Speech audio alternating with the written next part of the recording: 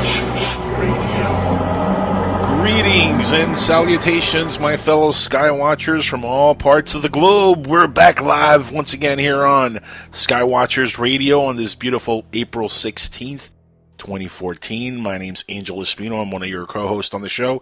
Along with me tonight, I have Dr. Joseph Mera, who's going to be filling in the co-hosting duties. Joseph, welcome to the show, sir. Thank you for being on tonight. Thank you for being on short notice. And it's always fun to have you on the show. Welcome back. Hey, thank you for having me. And tonight we're going to talk to a gentleman who wrote a book that is about to be released. This book is not out yet. I have not read it. Looks super interesting, but you know, I've got to talk to this guy in the last few days, and really, really interesting gentleman. His name is Lance Burton, and he wrote a book it's called Blood of the Gods, or Blood of a God. I'm sorry, Blood of a God. It's a brand new book. Now, Lance is a former Navy officer and an FBI agent with a long history of interest in the search for the truth behind the veil of what we're told, and of course, UFOs and ufology. So that's going to come up in the next 25 minutes. Lance Burton will be live with us, folks. But we are live now with Joseph. Joseph, how you been, man? It's been kind of a couple months since the last time we heard from you here on Skywatchers. Yeah, you know what? I've been traveling, and I currently live in New Mexico, and that's where I work and hang my hat, so to speak. And I traveled back to Pennsylvania, and I spent a month there just to hang out with my family and friends, and it was cold, I can tell you that. The East Coast, the Northeast, was really cold compared to New Mexico, so that's why I haven't been on. I've been really doing a lot of traveling, but I'm a little bit grounded here for the next couple months, so hope to be back in the future show for you. Well, we appreciate you being on here, and we've missed you on the show, man. We've had a lot of really cool guests, and you're one of the special guest co-hosts that we have on the show here, and we always love having you on. There's a lot of stuff in the news going on, but have you seen some of the articles I sent you a little bit ago on Skype? There, did you see the one about the mysterious black ring UFO which was caught in England? You know, I saw something on Facebook about that actually, and prior to you sending that to me, and I didn't really get a chance to really read up on it. I saw the picture and I said, wow, that's really interesting, you know? Well, check this out. The mysterious black ring UFO that was caught in England might not be so mysterious after all. They're saying here, a mysterious picture of what looked like a big black ring of smoke above a town in a Leamington Spa in England, taken on Friday, has been making the news this week. However, the BBC confirmed today that it has been dubbed the Black Ring of Leamington Spa. It's actually a black ring of smoke. The phenomenon is known as a ring-shaped vortex. A common example is a smoke ring like the one blown in The Hobbit or Lord of the Rings by Bilbo Baggins. I don't know if you're a fan, but oh yeah, something like that. And it says your doubtful news. Sharon Hill tweeted that on an article that she posted with links explaining how the ring vortex is made. Boiled down that, as far as I understand, they are created when smoke is forced out of a circular opening. Obviously, if you've ever smoked a pipe and tried to blow out, rings from tobacco pipe, like grandfather used to do. I don't know. Did your grandfather ever used to do that with his pipe? Sit there and smoke a pipe and blow rings out of it? No, but one of my buddies that I used to work construction with back in the day used to. And so, yeah, I know exactly what you're talking about. Right. Apparently, this is what this is. This is probably just somebody smoking some medicinal marijuana and blowing some smoke into the air and taking a picture with his iPhone or Samsung Galaxy or something like that. And it's a nice-looking picture. And here we go. It's on the Internet. Now somebody thinks it's a UFO. So let's call that Bat Squatch on this one. Let's just debunk this one right away. So they're saying, yeah, and look, it even says the ring in the video is similar to what witnesses say they saw in Leamington Spa when a 16-year-old girl named Georgina Heap took a picture with her iPhone. And it looks exactly the same thing. So, yeah, this is some guy who was just probably getting high and thought he played a prank on everybody. So this is posted on openminds.tv. Big shout outs to them. We're going to post this also on our Facebook page. If you guys want to check that out, very simple. How to get there is facebook.com/Skywatchers Radio. Please go there, like the page. Really, we need the likes. So like our page, Skywatchers Radio. We post all the news articles that we talk about on there, so you can follow up with what's going on with the latest information in the world of ufology. So what do you think of that? Another hoax clearly. It's so hard to say funny. with a lot of these things. You got to use your discernment about it, and it doesn't fit the traditional profile of a UFO. But of course, it's unidentified flying object, and so I mean, it's just a circle or a ring in the sky, and so it's really hard to say. People put things out there to muddy the waters, and if I was there and I saw it with my own eyes, or maybe I'd have a better understanding of what this really was, but I'm not really convinced at this point. Well, yeah, I'm not convinced that this is legit. I think it's what it is. Somebody smoking medicinal marijuana and using their iPhone or their Galaxy or whatever they wanted to use to create a little smoke in the sky. What's amazing to me? I'm sorry to cut you off. Is go ahead. That it gets so much airtime. Like if you've seen the traditional, say, disc in the sky, or some of these particular lights that you see that are floating around on Facebook, but they never make any airtime. But yet this made major news. Open Minds ran an article on this, and Open Minds is, of course, one of the best sources of information for UFO-related news. For them to run an article on this, that means they really, it got everybody's attention. Now, this was written today. So I'm not talking about something that was written days ago. This is a brand new article that was just written on the 15th yesterday, whatever. Oh, We're technically now the 16th. But, this is a brand new article. They just ran it, and it got their attention. So, it's funny that it is making the rounds. It's getting people's attention, and it's a hoax. It's BS.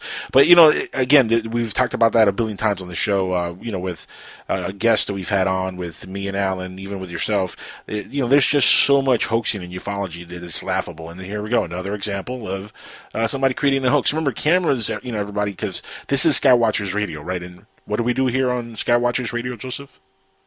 Right? Yeah. We try to... Yeah, I get you. No, well, that's actually a question I always ask Alan, and he always messes it up. So I was expecting for you not to have an answer either. But what we do here is we want to give the audience the proper information and teach them how to learn, or teach them how to really look at information they see on the internet and learn how to properly dissect it. For example, a camera doesn't have great depth perception.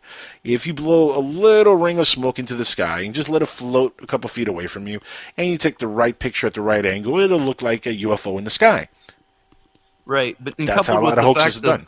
Yeah, and then there's Photoshop, and there's all kinds of technology nowadays. And so it's really difficult sometimes because some of these things are so well done that you would want to believe it. You know what I'm saying? That's why we're on here. We're here to talk about these things. I think each one of us have had personal experiences, and it's like, man, let's get to the bottom of this. And so we have these tricksters out there that throw some of the stuff in the mix, and you're like, man, that looks too good. You know what I'm saying? Tricksters. I'm still upset over the whole alien autopsy video. That, man, I was so hoping that was real. Oh, you know what? Back in the, several months ago, or maybe it was a prior show that you interviewed me on, you sent me a link about the FBI releasing information about some of this information. Do you remember that? Vaguely. I've done a lot of shows, man.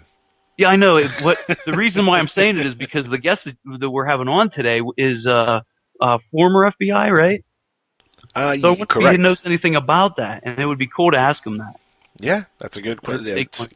Write that down and ask that when we have Lance on the show, which we'll have him on in about 25 minutes or 20 minutes or something like that. We'll have him on. So you can write that down, jot it down, and we'll ask him that. I have other news here I wanted to get to. Check this out. This is kind of, this would be freaky, real freaky if it happened to you, but down in Puerto Rico, a UFO actually followed a woman in her car and chased her. This has been reported out of Puerto Rico, and it actually was reported on the Examiner.com just a couple of days ago. It says here, Puerto Rico witness named Isabella recalled an odd encounter with a disc-shaped UFO that followed her mother's car, according to her, on an April 11th, 2014 testimony in case number 55381, says here, from the Mutual UFO Network, or MUFON.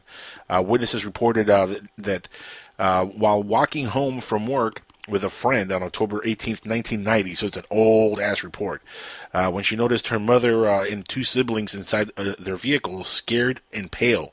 She said her mother asked her asked her what happened, and her mother just looked at her, and when the car says here, asked her to watch what happened when she moved the car. Whatever, they miswrote this, but anyway, she says, and I quote here, she moved it, and out from behind of the house towards the cliffside, a huge disc-shaped object came out, and the witnesses stated, my mother backed up the car and hit again. Then she pulled forward, and then it came out again. She said her mother then asked her to meet at her home less than a block away.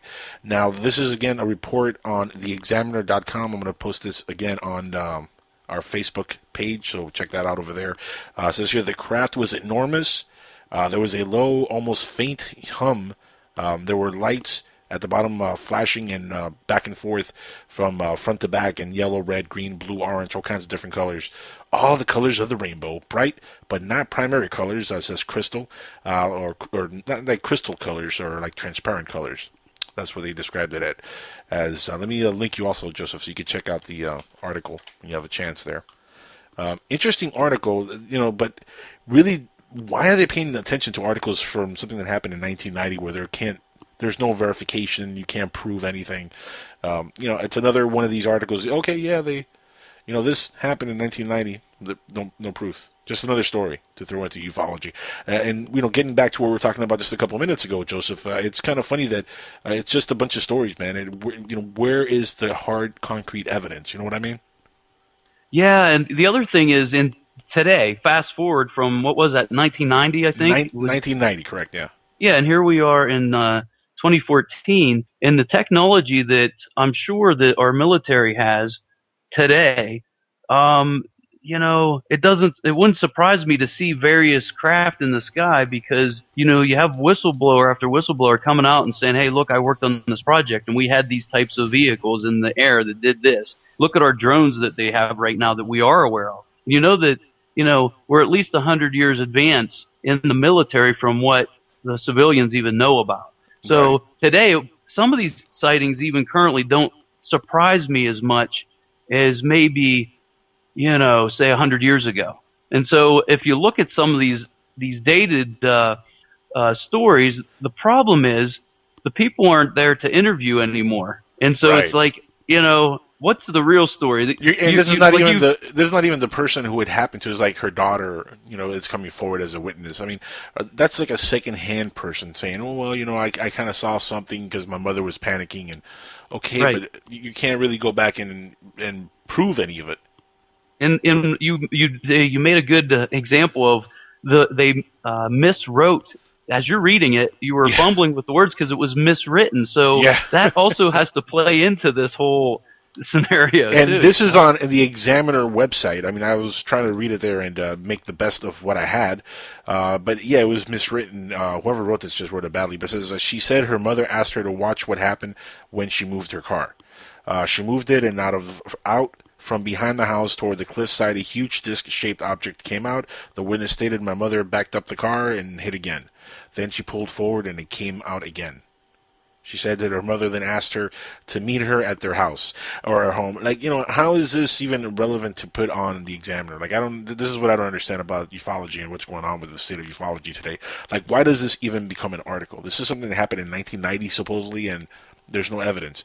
Why don't they try MUFON? Why doesn't MUFON put a little bit more effort into trying to actually get stories and cases out there that have some kind of evidence or some kind of a concrete, evidence that we can look at and dissect? I mean, there really just isn't. That's the main problem, I think, right, Joe? Yeah, that's like I've captured the Phoenix lights on my own video camera when I went out to Phoenix, Arizona, and so who do you give this information to? Because I gave it to several different people, and of course it never made the mainstream or anything like that. So I wonder how much information is out there and proof, as you say, that's floating around and people have it, or they're afraid to put it out for fear of ridicule and all these things, because then they're in the limelight or the spotlight, and now they're like, oh crap, why did I do that? Now everybody's calling me crazy. And so there's various reasons why I think people don't come out, and I'll bet there's probably just boatloads of evidence. That I agree with. Yep. There's probably some evidence out there that's just not making it where it needs to make it, though, as you say. I mean, there's better stories. There's got to be. You know, it's funny. I was talking to a gentleman named Kyle earlier today, who's going to be a host on our PSN radio network, and he was telling me about his beliefs on UFOs and ufology and stuff, and he is really. I mean, he is certain that there's going to be some kind of a false flag UFO invasion or some sort of, government-made false invasion of aliens on this planet. And I'm not too far off behind him, because when you see stuff like this, when you see how much coverage, fake news gets in the world of ufology, where, the Examiner, Open Minds, reputable websites are posting these articles, like if it's news, that tells me there might be something to it, because, who's leaking this information? Who's telling them to put this stuff out there? Why are they putting, stories out there that make no sense, that are just BSing? It's like getting a video from YouTube with some random hoaxed video and put it on there and be like, oh yeah, look, there's a UFO on YouTube, and, this is a real disc, and it's some, photoshopped or CGI made alien craft, It's the same kind of concept. There is no hard concrete evidence behind this stuff, and it makes me wonder if what we're being led to, Joseph, it could be some kind of a New World Order strategy to take over the senses of the country and really do some kind of a false flag alien invasion project. And that's scary stuff to think about, but I mean, it's getting more and more annoying to see how many fake reports get so much coverage. I mean, there has to be something behind that. There really has to. I totally agree. And like I said, I've interviewed so many people over the years, and I've heard the same thing over and over, the potential for that. And then when you look into the holographic technology that we have today, and I mean, it's just amazing. Not only that, but as I said, where are we at with our current technology that they could pull out of a hangar that we think is alien, but it's actually ours? And so they pretend, and they cause fear and doom and gloom, and we got to give up our guns, because if we don't, we need our military to come in and help us and save us, because we can't save ourselves, because there's all kinds of false flags that have happened over the past couple decades, especially. And so it wouldn't surprise me one bit if that's in the cards. So I'm glad you brought that to the table. I don't like to focus on it, but I really believe it's a reality. Absolutely. Oh, you almost have to. I mean, to be honest, we have to focus on that kind of stuff, because look, and I'm not the first person who's ever said something like that on air. William Cooper years ago said that that's going to happen. Even in his book Behold the Pale Horse, he was very adamant that the government will do something like that at some point in the future.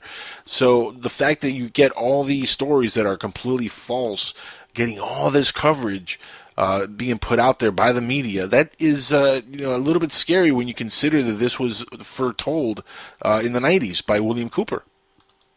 Read the book, Behold the Pale Horse. Read it. I mean, for whatever people think of William Cooper, I know Stan Freeman doesn't like him too much. I know there's a lot of people that take issues with a lot of stuff that Cooper said. A lot of people thought he was a bully or whatever. Look, whatever you thought of the guy, a lot of the things he said makes sense. And a lot of the things he was saying about what the government could be doing with these false flag operations, as scary as it sounds, I would not put it past the government, especially, and it's not just because the evil U.S. government. No, it's not because of that. It's because there are individuals, and we've all talked about it many times on these shows, individuals within the government who have agendas, and there could be some kind of a secret government agency that is trying to take over the world. You never know. I mean, you could call it the New World Order, the Illuminati, call them whatever you want to call them. It could be real. And from the looks of things, it almost does look like that is exactly what's going on. And that is scary as hell. It's scary to think about that Alex Jones might be right after all. Yeah, what I look at over the years is... Shout out to Alex Jones, by the way. The synchronicities that I see, and when more than one person says one thing at one time, you got to raise an eyebrow and say, "Oh my gosh, this person from this other part of the world is saying the exact same thing." Right. And so I can't remember. Man, I'm not really tech savvy, so I was trying to think whether I should try to look this woman up. But God, what was her name? She had long, grayish white hair, and she came out and she was talking about. I don't know if it was J. Allen Hynek or, basically she's saying that exact thing. What was she saying? on what I his was saying. deathbed, she said that this gentleman that was in the know of all of this, and this goes back a long time that I was researching, so I'm going back into my memory banks here, so I apologize that I can't give you specifics, but it'll come to me. But all the false flags that they were gonna play this out just like a playbook.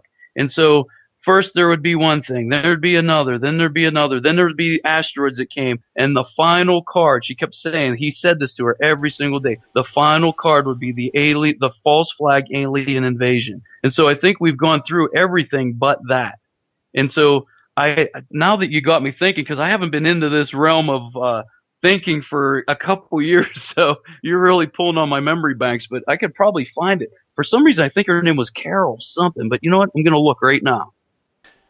You know, by the way, I wanted to mention before we go on break in a few minutes, while you're looking her name up, we just had a blood moon yesterday. I don't know if you got to see it, Joseph, but it was an extraordinary lunar eclipse of the moon, which occurred early on Tuesday, April 15th, and they called it the blood moon, which was really, really cool to look at. Now, I was told, and I don't know if you know about this or not, but I was told that there's going to be 3 blood moons within a 17-month span or something like that. And it was funny because I went online and I started talking to a few people about it after we were camped outside pretty much waiting for this blood moon. And I went to a chat room later on before I went to bed and started chatting with somebody, and they told me, well, there's going to be 3 of them, and there's a prophecy involved, and it's biblical, and by the 3rd blood moon, it will be the end of times. I have heard that. And in fact, I actually heard there was supposed to be 4 of these within 1 year, and then 5 within the next, say, 2 years. So there's some validity to this because I haven't. Well, really you have to really look much. And dig into this kind of stuff. But if somehow these blood moons, they have something to do with. Oh gosh, again, you're pulling on my memory here. It's the. I'm making you think tonight, Joseph. Yeah, it's something with the horses, and so people are equating it in the biblical sense. The 4 horsemen are actually equated as these 4 blood moons, and so. In an astrological sense, if you look at the symbolism of when you look these things up, it could be the 4 horsemen, which are said to come about during the end times. And so, yeah, I've done a lot of research over the years with this, but again, I'm so removed from that subject now because, when you do research, you go down all these rabbit holes, and currently it's brought me to this place of spirituality. And so, yes, everything you're saying I've looked into, I've read, but it was back in the day. So you're really challenging me today. No, but that's funny because they did mention the 4 horsemen of the apocalypse also when they were talking about this. Mind you, it was like 5 in the morning. I was really drowsy, just about to pass out, and here I am on the internet, just all jazzed up, talking about the blood moon. Yeah, so, and I did witness it last night. In fact, I got up, I set my alarm at 1 o'clock here in New Mexico, and I went out and watched this, and I went to bed around 3:30, and yeah, it was amazing. That's cool. I actually had a real nice shared experience yesterday. As I've said on the show before, my mother's ill at the moment. She's going through chemotherapy and stuff, and battling the big C. And every experience now that I have with her that I've never had before is kind of like a memory that I'm going to cherish for the rest of my life, especially as she gets older and the inevitable happens. And this was something once in a lifetime kind of event because I've never seen a blood moon. Now I find out it's 4 in a year span event, so it's not as special, I guess. But it was special because my mother was like, "Oh, please wake me up at 2 in the morning so we could see this thing." And she went to bed, just really wanted to see it. And at 2:20, I called her because I kind of forgot, and I woke her up and I was like, "Look, I don't think there's anything out there." And we went outside and we couldn't see the blood moon. There was nothing. It was just a regular moon. So we were kind of like, man, we were a little bit upset because we thought we weren't going to get to see it. She goes back to bed. I started going on the internet and looking, up some data on it, and I found out it's going to be at 4 in the morning where we're going to be able to see it here in Florida, or down in Miami anyway. So at 4 exactly, I went and rushed into her room and woke her up, and and got her outside so she could see the blood moon. And that was kind of a neat, experience to have with my mom, something cool, astrological, scientifically, or skywatchy, related. And it was just a neat little experience to be able to share that with her. And message to everybody out there, if you have your relatives, your loved ones, your siblings, your mothers, your fathers, your sons, daughters, if you have them healthy, cherish every moment you have with them, because health goes by real quick. We're here for a very short period of time before we get sick and pass away. So, enjoy having the people you love in your life as much as possible. And with that downer, we're going to go to a quick commercial break. And when we come back on the other side, we're going to have our guest of the evening, Mr. Lance Burton, who's going to be on the show for the next hour with us. And we're going to talk about his book, Blood of a God, From Blood Moon to Blood of a God. So, guys, stick around. This is Skywatchers Radio. You're listening to the Dark Matter Radio Network and, of course, PSN Radio. We'll be right back on the other side. All right, everybody, we are back live on Skywatchers Radio right here on Dark Matter Radio Network, of course. Also on PSN Radio. Want to give a big shout out to our friends over at TalkStream Live, Bill Freeze and them, who do a good job promoting the show every single week. Everybody listening on Chatcast, if you want to join the chat room, it's over on the psn-radio.com chat room. And if you want to call in and chat with our guest, Mr. Lance Burton, please do so. Our number is 786-245-8127.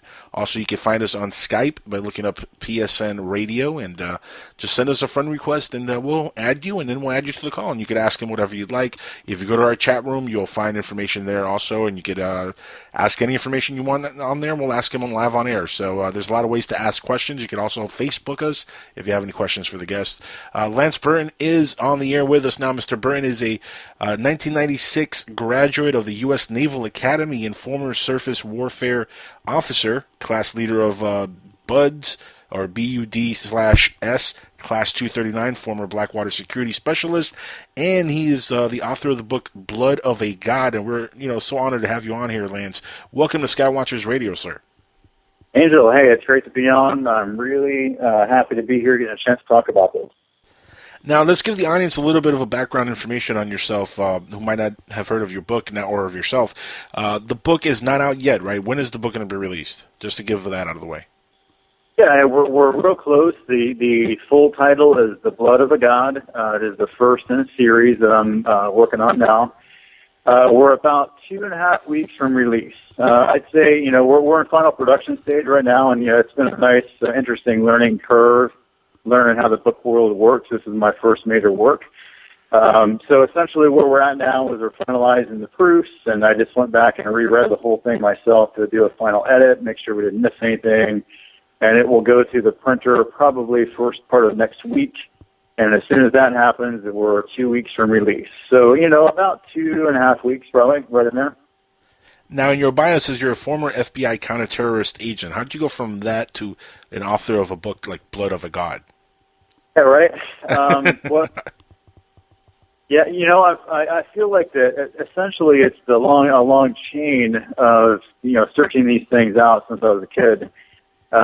People ask me how long it took me to write the book, and I say 40 years. I turned 40 this year, and I feel like in a lot of ways the book is, in a sense, a culmination of many years of study and research and reflection on these things, that started when I was a kid. I was kind of weird that way. I was always interested in these things. I mean, the first book that I ever read that wasn't a kid's book when I was 10 was Cosmos by Carl Sagan. I just found it interesting. My dad had it hanging out in his library. And that was kind of one of the beginnings of, where it started to go from there. And I felt like I was on a quest, a quest to find the truth, whatever that may be, and decided that the only way to really do that was to uncover everything that's out there, really take a look at it. And that meant to me, you have to be willing to look anywhere. So, over the course of many, many years, it led to, studying every major scientific theory, philosophy, and religion in existence, and trying to sift through it all. Yeah, like a lot of people, I think there's a hunger out there for people that want to find the truth. They're interested in the truth. I mean, many of the listeners tonight, I'm sure, are kind of, out there, they're searching. We want answers. I mean, people, I think, that are turned this way, we want to take a look at, and be honest with ourselves, honest with the evidence, and like you were earlier in the piece before the break, we want to see the evidence. And I think that's where I'm at. I was always a big believer that, if you want to believe something, that's cool, but let's show why. I want to know why. Right. And in my case, I didn't grow up in church. I didn't go to church as a kid. I wasn't, indoctrinated that way. And so what that led to is a kind of a full-fledged search of all of it. I ultimately chose to become a Christian as an adult after many, many years of study and reflection. We'll get into some of that and why. But that being said, to me, I think that there's a misnomer in the world in the sense that, if you say, hey, I'm a Christian, I believe the Bible, that somehow means that I don't accept anything that science has to say. In fact, I think it's the opposite. My belief is that the true facts of science and the true facts of Scripture actually fit together great.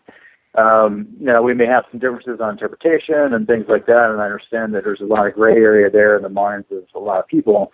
But ultimately, if we're seeking for the truth and we're willing to look under all those little rocks that are out there, I think there's a lot of answers that can be found.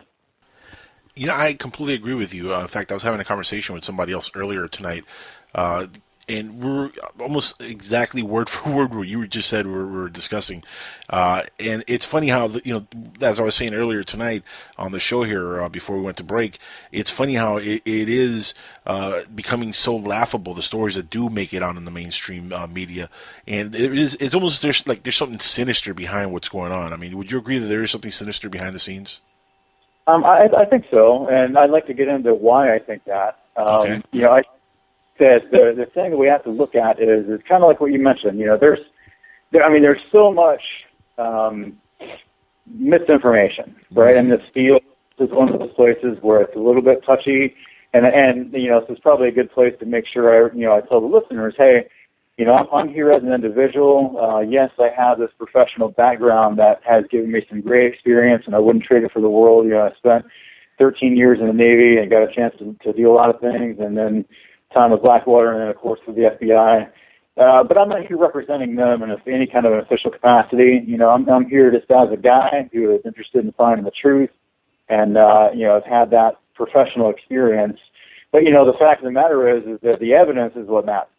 Whether I was an FBI agent or not, or whatever I was, it still comes down to what the evidence is, right? And I think the evidence is pretty clear that, there is definite misinformation being put out by some people that maybe, just don't know better or just, perhaps misinterpret the facts.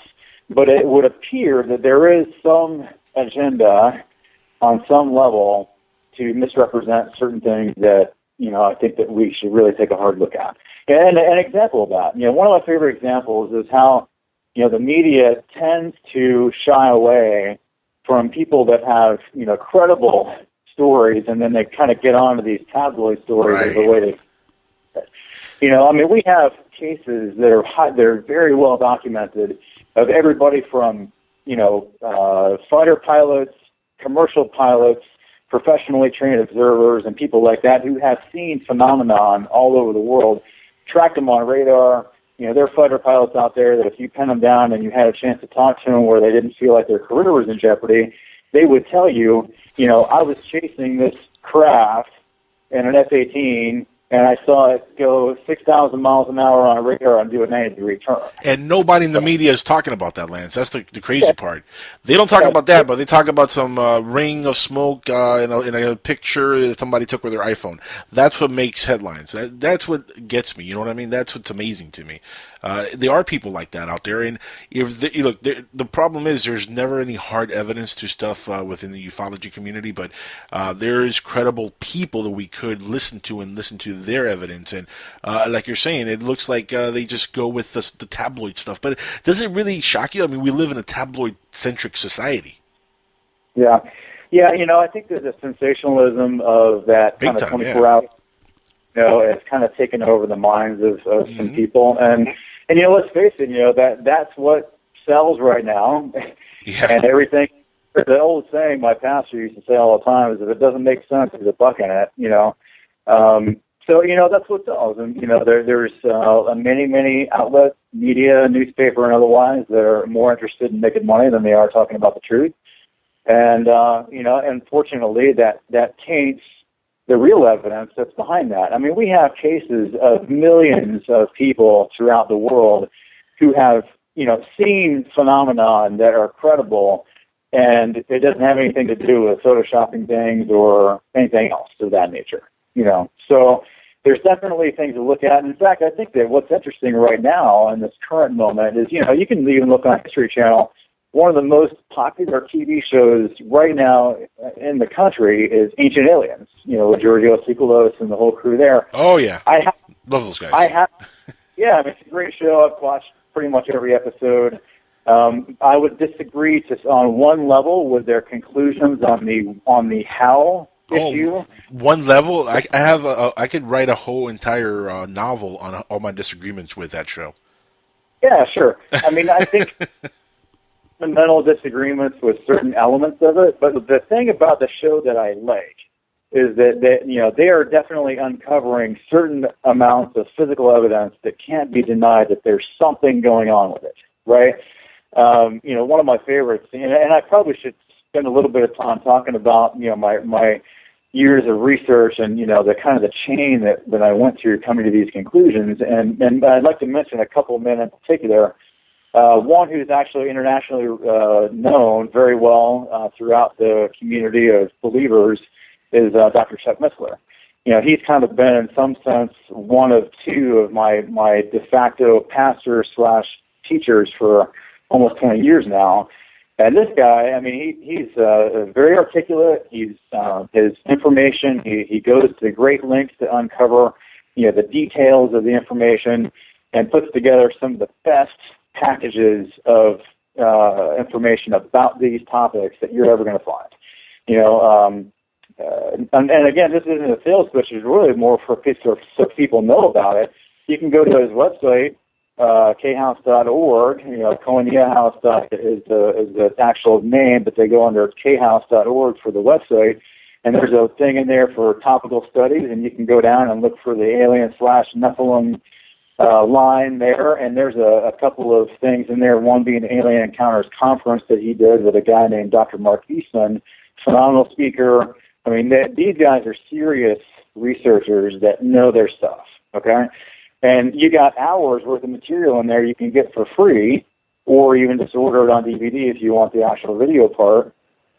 And they walk through a lot of the details of what we're talking about tonight. Now, I'm going to add some stuff to that, and I'm going to add some of my own thoughts to it.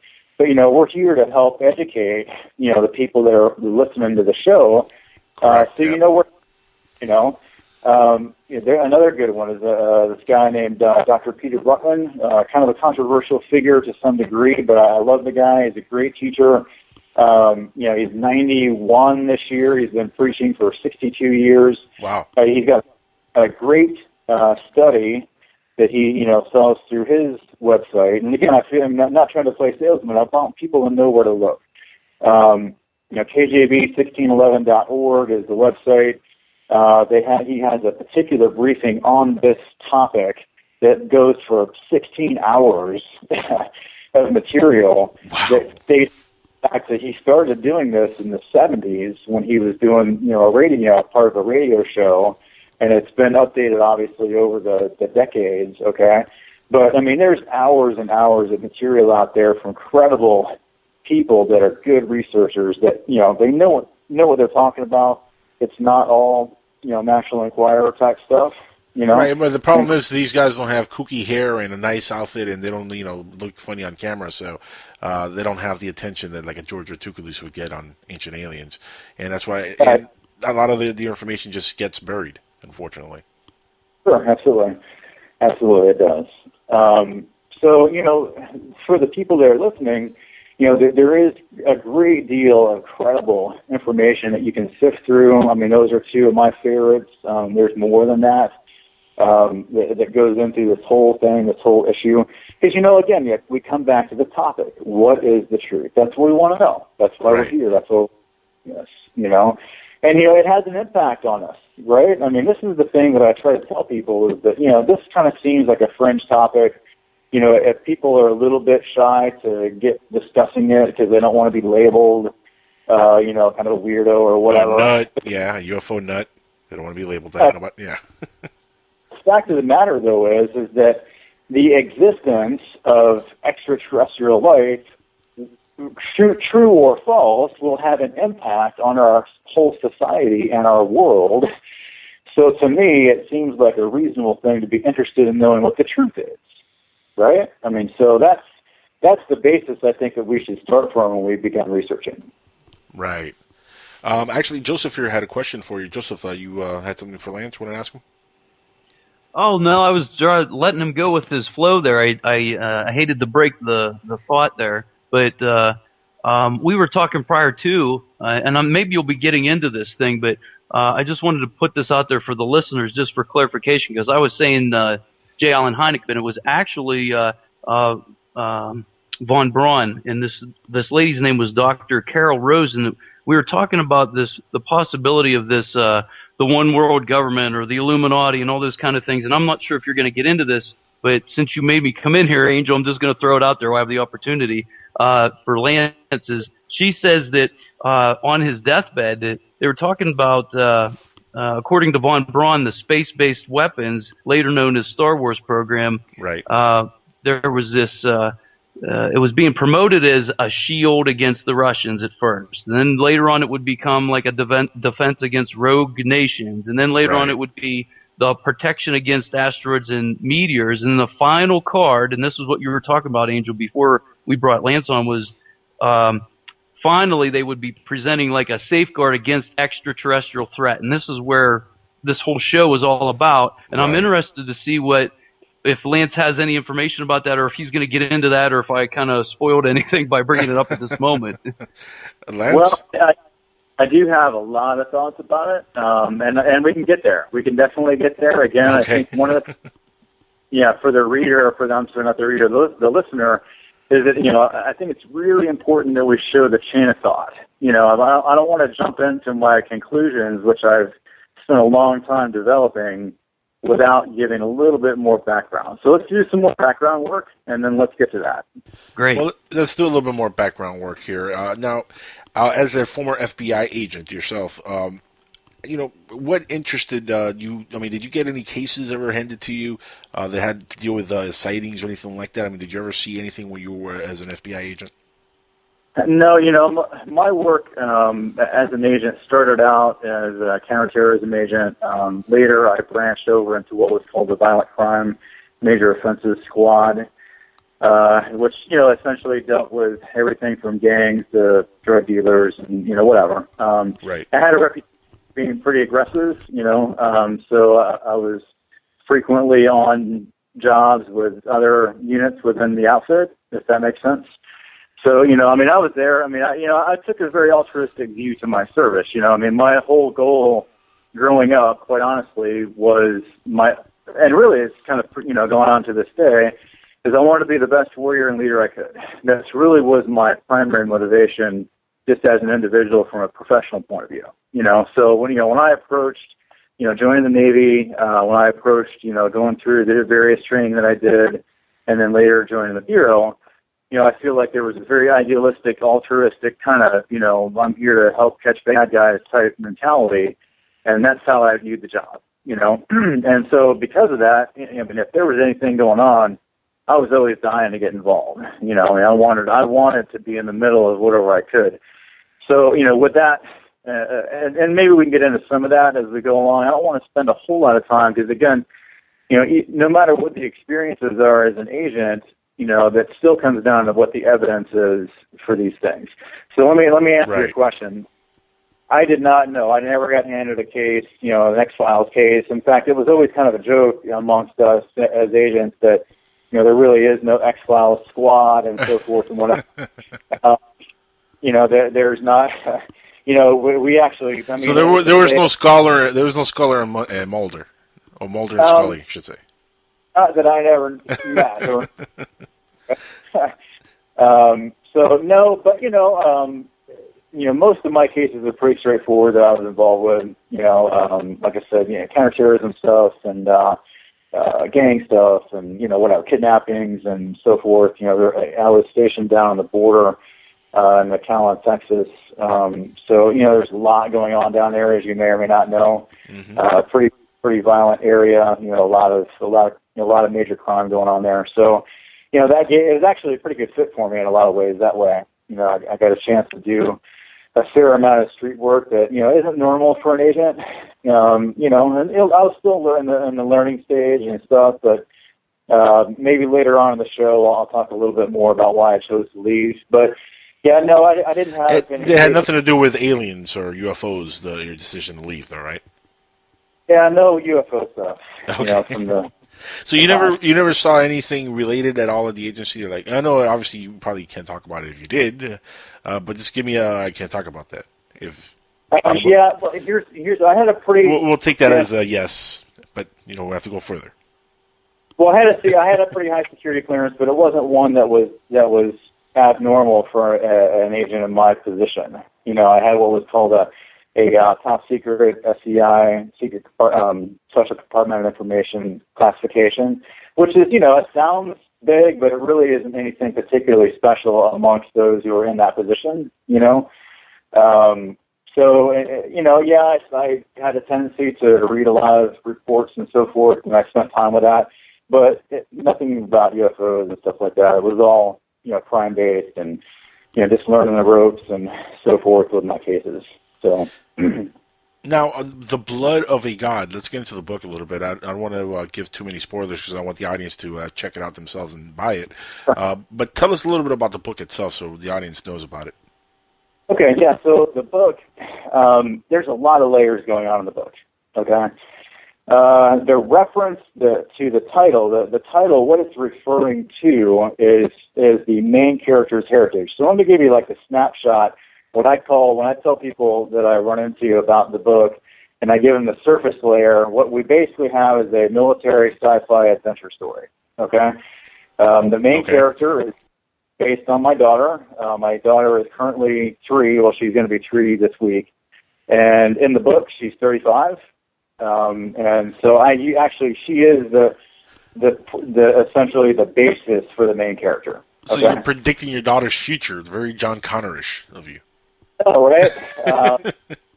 Well, when my wife and I got married, I told her, I'm like, look, whether we have a boy or a girl, we're going to get trained. I've been a lifelong practitioner of martial arts and all the warrior stuff and whatever. She can do all the girly stuff, but she's going to get trained. That was the agreement. So, and I stand by that. When she's 18 and she wants to go on and do whatever she wants with it, that's up to her. In the meantime, she's getting trained. So, in the book, I kind of take some literary license there and just assume that she kind of followed my footsteps. Okay.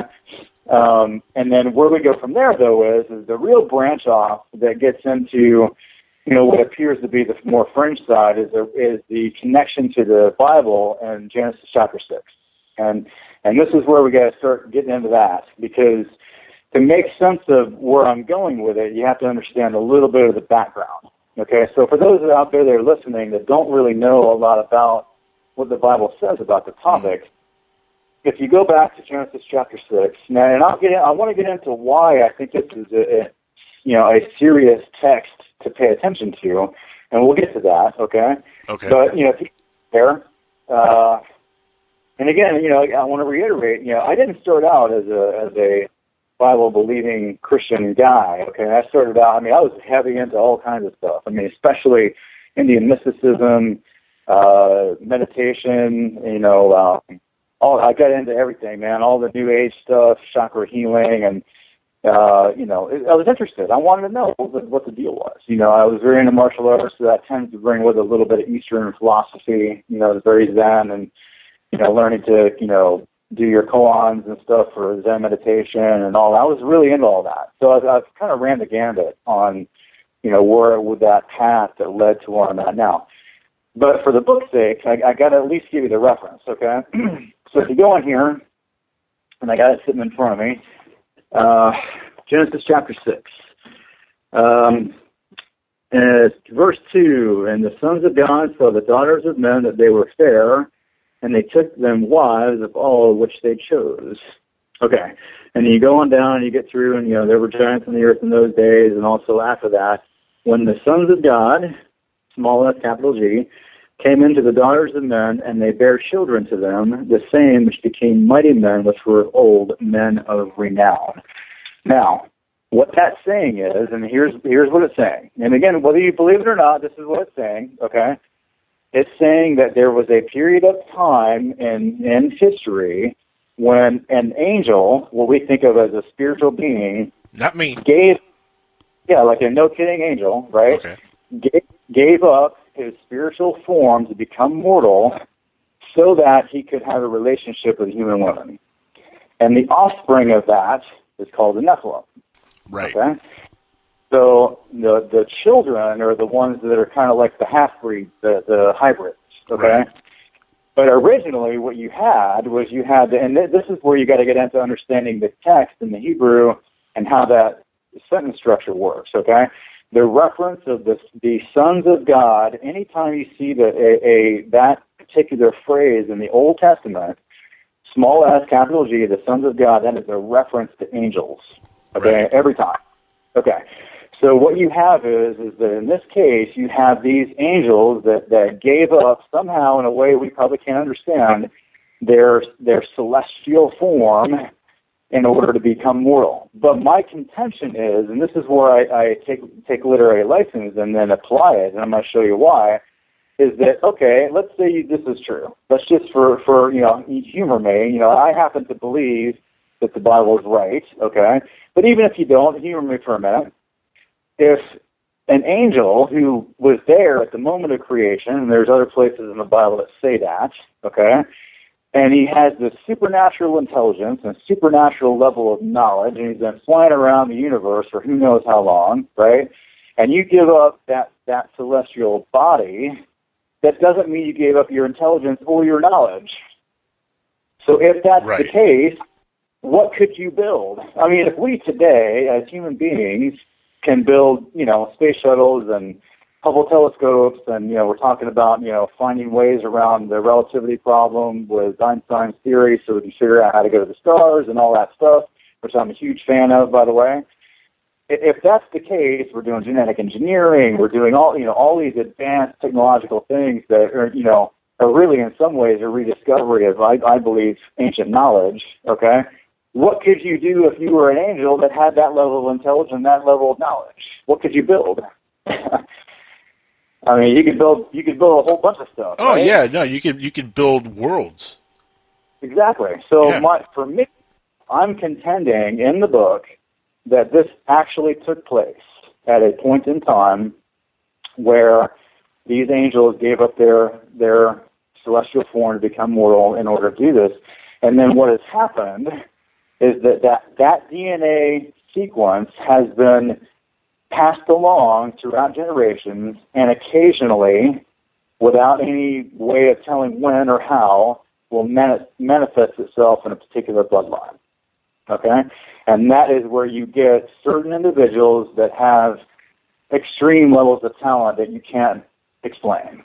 Okay? People that have extreme levels of intelligence, extreme levels of physical ability, you know, extreme levels of insight and things that you can't just say, well, they just trained for it. I mean, there are people out there that, you know, like I always joke around, and I've been an athlete my whole life, but you could train me for as long as you want. I'm never going to play basketball like Michael Jordan, right? I mean, it doesn't matter. Same here. Doesn't matter how long I practice. I would never play like him. Right? But you got to agree, though, everybody has their own talent in their own way. I mean, you just got to harness and find what that talent is in each individual person. Exactly, and I would like to make sure that the people listening know that I'm not trying to minimize any of those. I mean, there are people out there that have, you know, great talents that are very, very highly underrated.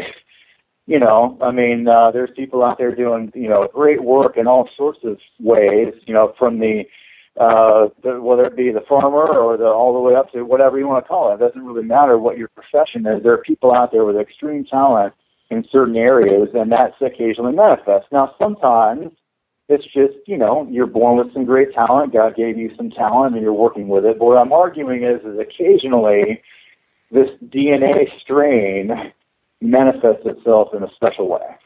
And you can't know when it's going to happen. Okay?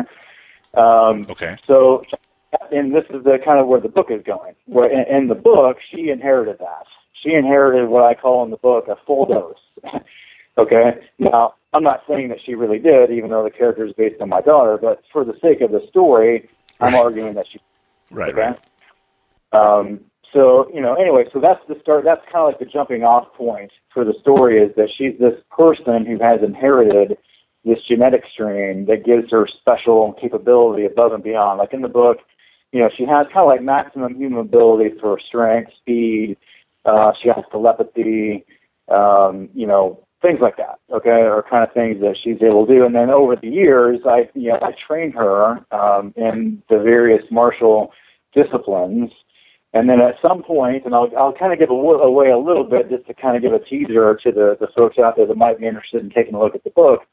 At some point in time in her future, and I argue that it's when she's a teenager, I introduced her to a guy who was a master of mine who was from the Orion constellation.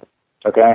So in the book, what we have is a race of beings who currently exist on Orion, who have a society there, a culture there. They actually are there, they live there, they grew up there, and this whole world that they've, put together.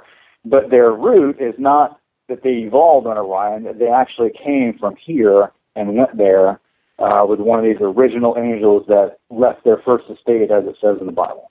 Okay? So now what we've got is the situation in the book where one of the originals, and when I say the originals, I mean one of the original angels that did that, has, become essentially kind of like, I call him the emperor in the book. He's the leader of the Orion culture society, the supreme, ruler. And he pretty much decides that, with all my capability and strength and beauty and intelligence, I ought to be running the earth.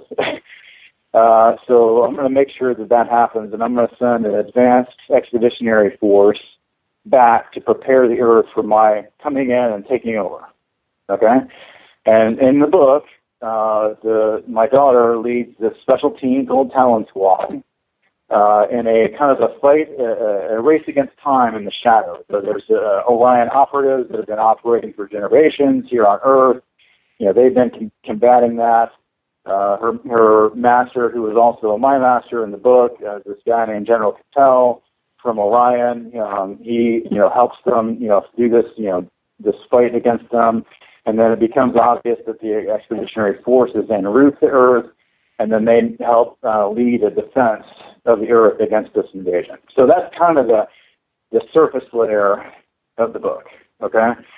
But there's a whole lot more than that actually going on if you really want to get into it. So, but I don't want to give away too much. No, I don't want you to give away the whole entire book, but it sounds fascinating so far. It's funny, what made you think about writing this book with your daughter in mind, originally? Well, when I actually kind of had a concept for the book 10 years ago, but it was written, I started writing it from a fantasy point of view, more like a fantasy story, kind of like a Game of Thrones type, setting.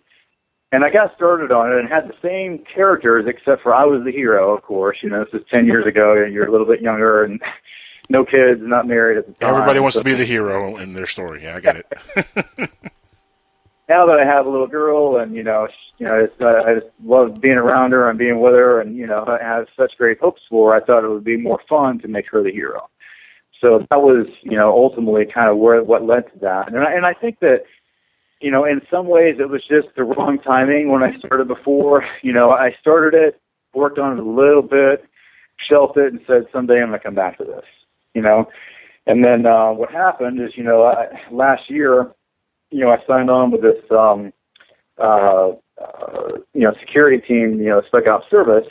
And, there was a break in my work with them, just from the deployment point of view, we decided to, I decided to back off for a little bit and so forth. And so I kind of had a gap there, had some time to fill. And, one day I'm just talking to my mom on the phone, and I'm like, you know what? I'm going to write that book I've been meaning to write for 10 years now.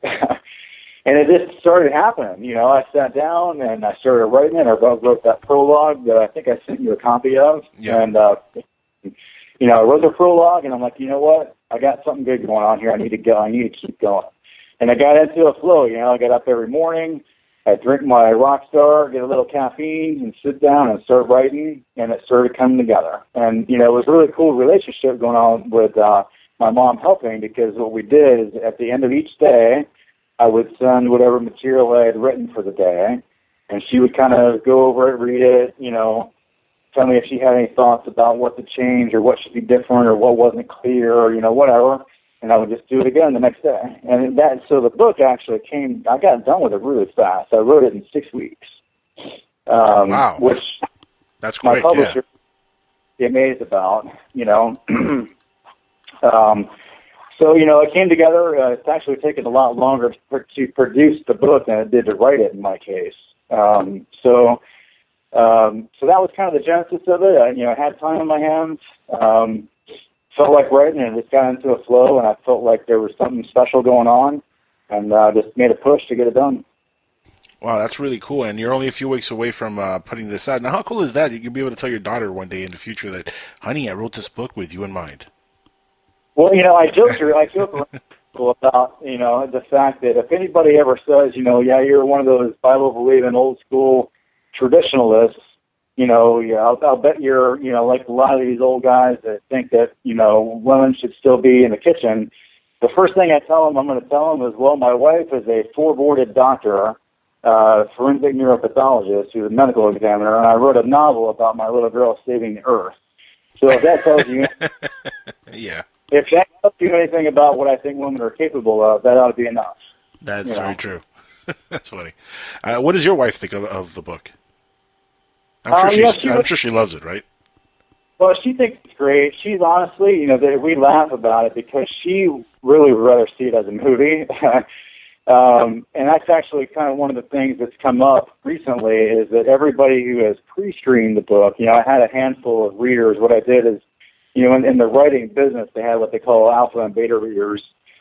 And so I sent copies out to, about 10 people that I knew. And I tried to pick people that were very different. I didn't want like just military guys. I wanted to have kind of the gambit of personalities, professional backgrounds and things that were very different, so I would get a better cross-section of what people thought. And so far, everybody has loved it. And Stephanie, my wife, she thinks it's great. She's not a reader, and part of that is because, she feels like she spent her whole life in the book, becoming a doctor. So at the end of the day, when she's done with her job, the last thing she wants to do is sit and read, Right. So she read it for me, but we've been talking about how she'd much rather see it as a movie. Everybody so far who has read it thinks the same thing, and we're actually in the beginnings of discussions about making that happen. It does sound like it would make a great movie. It really does. So you're in discussion now. Is there a studio involved?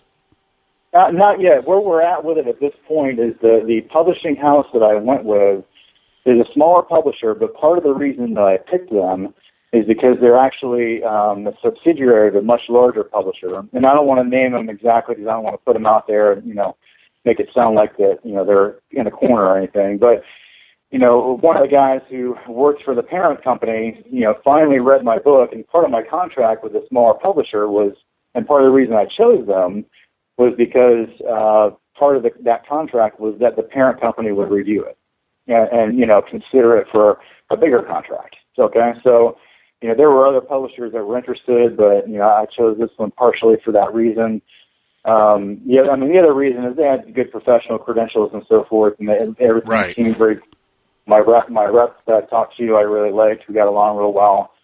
But that was a big one for me, because obviously as a new writer, getting into the writing business and actually picking up what they call a traditional contract is not an easy task, So having that opportunity for them to review it, I thought was really important. So they finally did it like 2 weeks ago, and the guy loved it. So he called me up and he said, hey, I screen 500 books a year, and yours is easily in the top 10. So here's what we want to do. We got we had kind of like one of those discussions about where we go from here kind of thing. I don't want to pin anybody down at the parent company, but we're kind of going right now is we're looking at the possibility at least of securing a contract to finish the series. And then there's some serious discussion going on about finding a screenwriter to transform it into a screenplay. And we have some relationships through the publisher with a fairly major, in fact, a very major movie company. Okay, so there's a lot of talk about it. I mean, I don't want to guarantee the people listening that it's going to happen, but that's what I want to happen. I'd really love to see it made into a movie. But of course, I want to finish the series too, and I'm actually just getting ready to start book 2. So we're getting close. Have you thought of maybe turning it into a comic book series also, like a long-running comic book series? Exactly. In fact, I just talked to the guy that's helping me put the book together and the production side about that. I have a gentleman who's a great artist and everything else. He's a great businessman. Who's helped me with the production side, and we talked about that. We want to do a graphic novel or a webcomic or along those lines, and then see where it goes from there. But definitely that's in discussion at this point. Oh, that's very cool, man. That's very, very cool. I can just imagine growing up with that around me. Your daughter's going to have a really nice time in the next few years, especially if the books do really, really well.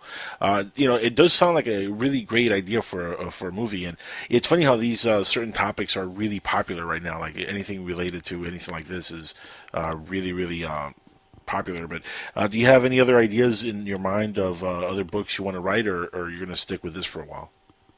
Well, I want to do the series. The series, the book 2, and I want to finish too with some more stuff about book 1 in a minute. But okay, book of which I'm getting ready to start writing, essentially is going to start with kind of a flashback. Okay, so it's going to be the second series to this same storyline. Okay. Yeah, so it'll be the second book in the series. We're going to do at least 3. I have 3 that I've already, have kind of mapped out. If necessary, we'll extend that out to maybe 6. I like doing groups of 3, And I have plenty of material. It's a matter of how long we want to make each novel. One of the things I did with this one is I purposefully cut it at about 300 pages or so because I wanted the reader to not feel overwhelmed with my first work. I'll tell you what, even as a reader, I mean, you go pick up some of these big novels, man, and it gets pretty intimidating. You feel like you got to you go, and I've got to love them. There's guys out there like Brandon Sanderson who just wrote this, humongous fantasy novel. And if you go pick it up at the store and you set it on the desk, and you feel like you have like a tome from the Middle Ages, I had a guest of mine, Lance, who sent me his book. He's like, "Oh, you'll get through it in about a month. It's not that long.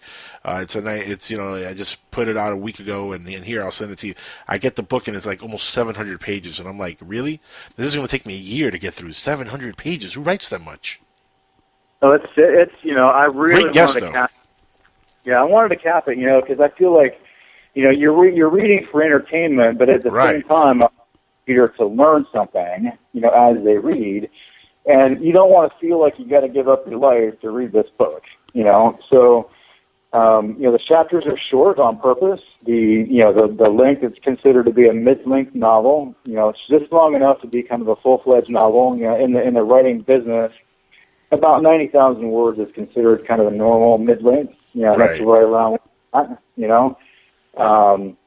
we capped it, and actually the flow actually worked out well to cap it there, So that kind of took what I call the George Lucas approach to writing the book, and what I kind of mean by that, of course, is those of us that have been Star Wars fans and sci-fi fans, a long time, you see there's a pattern, right? I mean, the way he always does his storytelling is you start it out with an action sequence, right, and then you tell the backstory, kind of develop the characters, and then you build to an epic ending, right? Right. And so that's the style that I chose to go with in the book is, I start out in the middle of the action, then I spend some time, developing the characters so you know who everybody is and what's going on and why they're coming together, what the point of the whole thing is, and then it builds to an epic conclusion that I've even told that people got teary-eyed reading the end of it. So I hope that it really, has an impact on people. That's so cool, and it's a good reference to George Lucas. I'm a huge Star Wars fan, by the way. Huge Star Wars fan. It's a great reference. I mean, anytime somebody can bring up Star Wars, I'm happy. That's what I'm saying. Yeah, I got to tell you, I was at opening night with my dad and my brother in 1977. Oh, no kidding. Yeah, I mean, I was 4 going to see the movie. I was, ever since, I think I want to be a Jedi Knight, right? So, like millions of other kids. But That's been my dream since I was a child. Yeah, I agree. Yeah, I mean, great storyteller. I mean, he capitalized on a vision that no, at the time, I don't think anybody really understood what he was trying to do. Yeah. And then it became this phenomenon. And I think that my hope here is that we have so much depth, in the story. It's not just a sci-fi novel, in my opinion. It's not. Yeah, it's not. We could be talking to the next. We could be talking to the next George Lucas right now with you, Lance. Say it again. That we could actually be talking to the next George Lucas with you. You could be the next George Lucas. I mean, this does sound like a great story for a movie. It really does. So. I would like to believe that maybe it could get to that point. But let's let it take its course. I mean, I really believe in the book. There's a lot of layers going on, and I think part of what I love about it is I don't think you're going to get the whole story reading it the first time. I mean, you're going to have to read it multiple times before you start figuring out everything that I've got layered into it. Now, are you looking to direct in the future also, or just looking to stay as a writer? That's a good question. I mean, I was talking to my wife about it today. If we do a movie, which obviously is one of the goals here, I'd kind of like to be in it as as the general. And the people that finally read the book don't know what, who that is and what their reason for that would be. But we want it to be successful. I'm not a professional actor, although I think I could do a good job at it. I think it'd be a good fit. I mean, I wrote the character. I know, who he is. But as far as directing, I'd really, I have a pretty good vision, and a lot of my writing style, it's very visual in the sense that when I write what I'm seeing in my mind. And then, when it comes to the action scenes, actually a lot of the action scenes were inspired by music. I'm a lifelong, workout athlete guy, and, everyone's got their soundtrack for the gym, whatever. And, for me, I've always been one of those guys that as I listen to certain songs, it inspires a certain, vision in my head, what would be going on with that. And, there's certain songs that hit me a certain way, and it provided this inspiration as to how an action scene might, play out. And so that's how it came out in the book. I think there's a lot going on there that we could capitalize on, for the movie. But at the same time, the book is very layered, and there's a lot going on, and that actually, could branch us off into something I want to get into, because we're still, we're talking about, the topic is searching for the truth. So I don't want to totally get away from that. And before I came on tonight, one of the things that we discussed was that I had kind of a unique concept about, the origins of some of these things.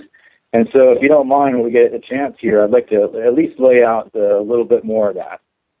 Definitely, yeah, that definitely is where we're going to go with next. But we do have to take a quick commercial break, Lance. So let's leave that as a tease. When we come back on the other side of the break, we'll get into more of that discussion. Guys, you're listening to Skywatchers Radio right here on the Dark Matter Radio Network and, of course, PSN Radio. Please call in. We have open lines. Also, if you want to ask Lance any questions, 786-245-8127. You can find us on Skype. Look up PSN Radio. We'll be back in a couple minutes from break. All right, everybody, we're back on Skywatchers Radio. You're listening live again on the Dark Matter Radio Network and PSN Radio. Check us out on Facebook. Once again, the URL is facebook.com/Skywatchers Radio. We're live with Mr. Lance Burton, the author of The Blood of a God. And it's an interesting book. It hasn't come out yet, but you're going to be able to get it everywhere, Barnes & Nobles, Amazon, all the cool places where all the kids buy the books these days. And it's amazing how many people still read and buy books. I love that. It's really amazing. Yeah, it's amazing. People still buy books. I mean, you have no idea how many books I sell on my Amazon store, Lance, all the time, because I have hundreds and hundreds and hundreds of books, and I read them. I read a lot of them, but obviously they take up a lot of space, and I put a lot of that stuff on Amazon, and it sells so quickly. So it's always encouraging to know that people are still reading hard books, and that still sells. It's a beautiful thing. It really is. Now, before when we're on the break, Joseph had a great question for you, and I wanted to lead into this question, but also you left with a tease before the break, so I want you to start there, and then Joseph will jump in and ask his question. So continue with the tease you left us on before we went on break.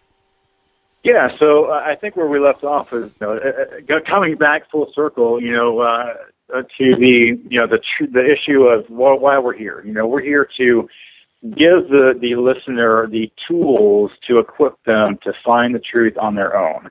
Like I said on break, we were chatting, I'm not here to tell you what to think. I'm here to tell you why I think what I think and what has led to that, and to try to inform you that, I've spent now going on 30 years of my 40 years on this earth, studying these matters in some detail, and have spent thousands of hours researching it. So, my ideas are well thought through. Now you may come to a totally different conclusion, and I'm fine with that. But I want the listener to know that there is credible information, and there are things out there that you can look at to help you wade through this mess and entangled, mess of stuff that is all over that's misinformation, right? So for me, I want to get into a little piece, and we're going to have to get back on the Bible, and, I don't want to spend time necessarily preaching, and that's not my point, but, for me, the Bible is more than just a spiritual book. It's a history book, and I came to that conclusion as an adult. I came to the conclusion that, there's a lot more going on in this book than just some cool sayings for how to live your life. That it's actually a lot deeper than that, and there's a lot of things in there that we need to be paying attention to. And, if you really take a serious look at it, it's like we started out, if we're here to find the truth, that means we can't deny looking at all sources. This is why coming through, I read the Quran, I read the Book of Mormon, I read the Vedas, I read, Carl Sagan's work, I've read Richard Dawkins' work, I've read, Stephen Hawking, and, all that. I mean, all the major stuff that's out there, Selfish Gene, Pale Blue Dot, Brief History in Time, all the science stuff, because, look, it's another area where you need to be educated. You need to know why they're saying what they're saying. And even though I have some disagreements with them on some of the things they say, it doesn't mean I discount everything. The current guy now who's a big shot is Neil deGrasse Tyson. And what a fun guy, right? Great personality. It's to me, it's like the true American story. Here's this guy. He's an astrophysicist. Not exactly a sexy position that would normally find itself into the mainstream media, but he's capitalized on his personality, and that's the American way. And God bless him for that. We happen to have some differences in our ways of viewing the evidence, and some of the things out there. But at the same time, it doesn't mean I can't learn from the guy. I've got. You got to admit, though, he is a great speaker, though. Look, science for a long time didn't have that voice like an Albert Einstein or somebody who was that, fun to listen to, I guess, or and that knowledgeable. And he is a great speaker. But there are other scientists out there that are great speakers also. He's not the only one, but he does a good job. His show is really good, the Cosmos Show. I really enjoy that show. But what's your differences with him? Yeah, I have Star Trek Radio on my list of podcasts that I listen to, and I love listening to it because I've always been into that stuff. When I first got to the Naval Academy, my intent was to be an aerospace engineer. Ultimately, changed that for reasons that I don't want to bore the listeners with. I didn't decide to pursue it, partially because I was so focused on more of my physical and martial art training and so forth. It became a little bit of a burdensome concept. The number of credit hours you already take there, no matter what your major is pretty heavy on the math, science, and engineering at the Naval Academy. So even if you're an English major, which I wasn't, but even if you were, you still took, a huge amount of math, science, and engineering as part of your core curriculum. Right. I decided not to pursue that degree specifically, but even so, had my fair share of, engineering and math courses. The hardest of which, I got to tell you, I think that I ever took was Weapons Systems Engineering 2, second semester. The first semester being kind of fun. They talk about, how to build everything from a grenade to a nuke, some of the basic equations for that. But the second semester was building the mathematical equations for why things operate, and that was pretty freaking hard, to be honest with you. So, even though there's an interest level there, I have a friend of mine from the Naval Academy who's a PhD in astrophysics, I believe it is. A great guy. We banter. We had this really long talk about the causality problems of going faster than light. We get into all this. I love all that stuff. So from that point of view, I love Neil deGrasse Tyson. He's a very knowledgeable guy in science. He's a very good, like you said, a very good speaker. Yep. He presents well.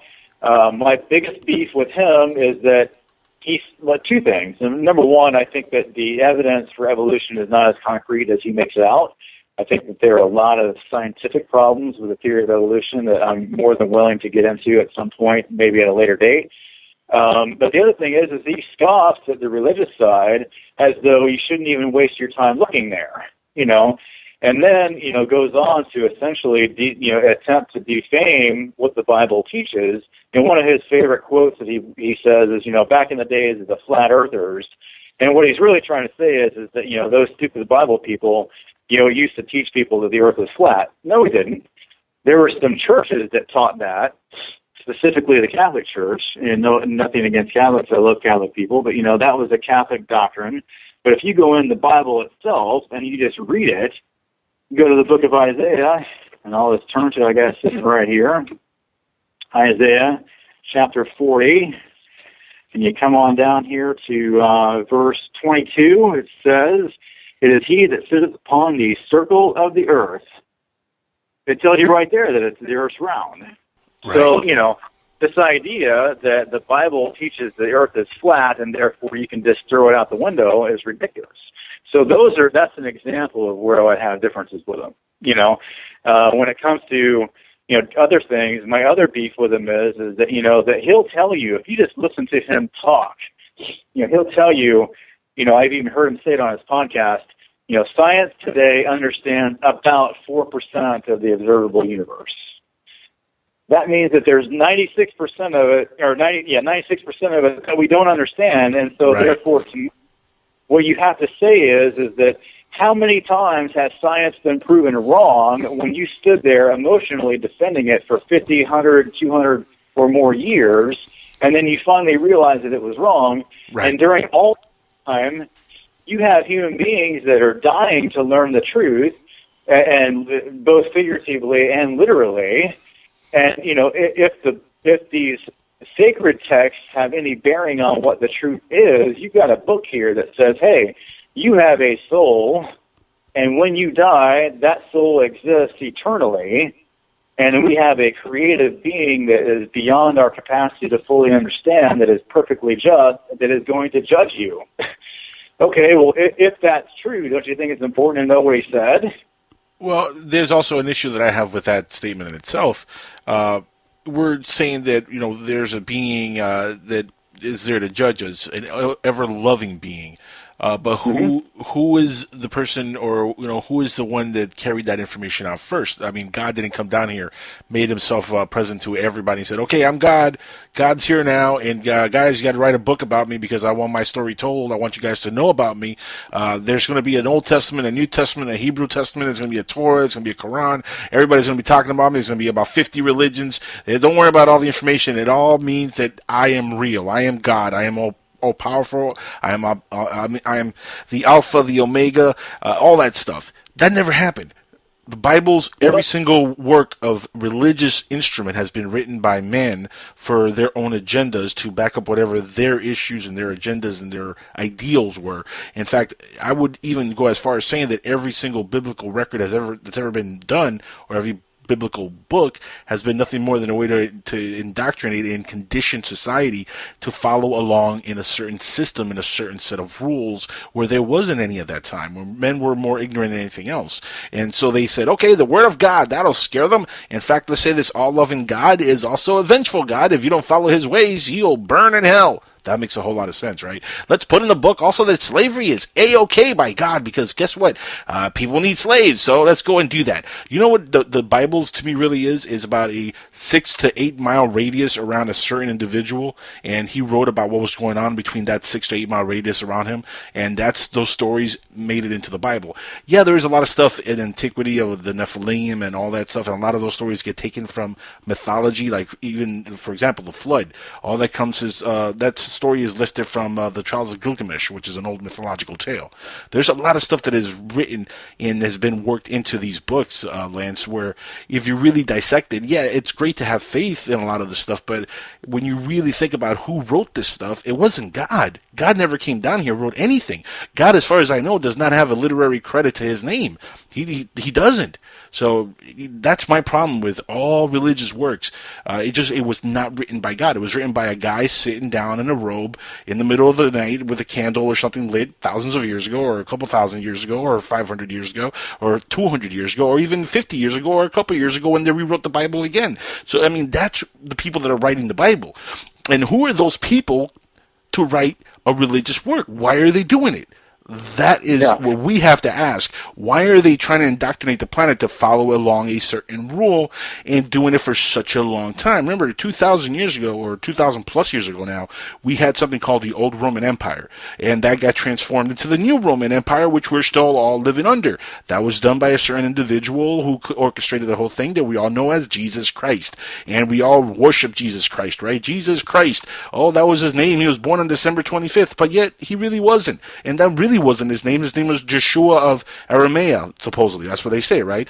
Christ just is a figure. It's an anointment. It means he was a king. That's what Christ means. People are ignorant even to that fact. People don't know their own religious history, and they don't know where a lot of this stuff comes from. And honestly, I'm completely aware of all religious works. I've read a lot of the stuff, and it's amazing to me how people throw away facts and they just look at it and say, okay, you got to have faith. It's all about faith. Okay. Got to believe it. Fair.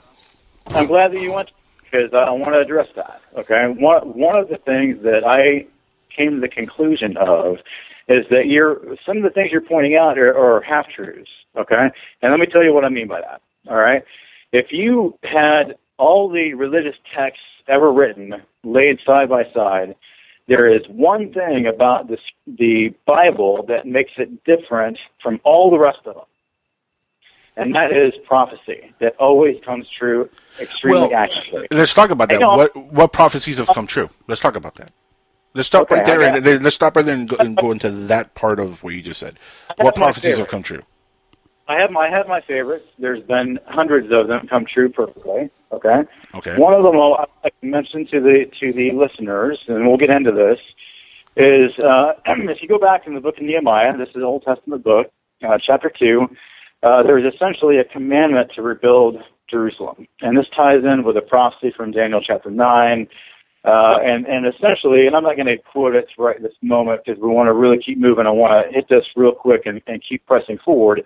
And that is, it basically says that there's going to be a certain period of time between the commandment to rebuild Jerusalem till the presentation of Jesus as the Messiah. Okay?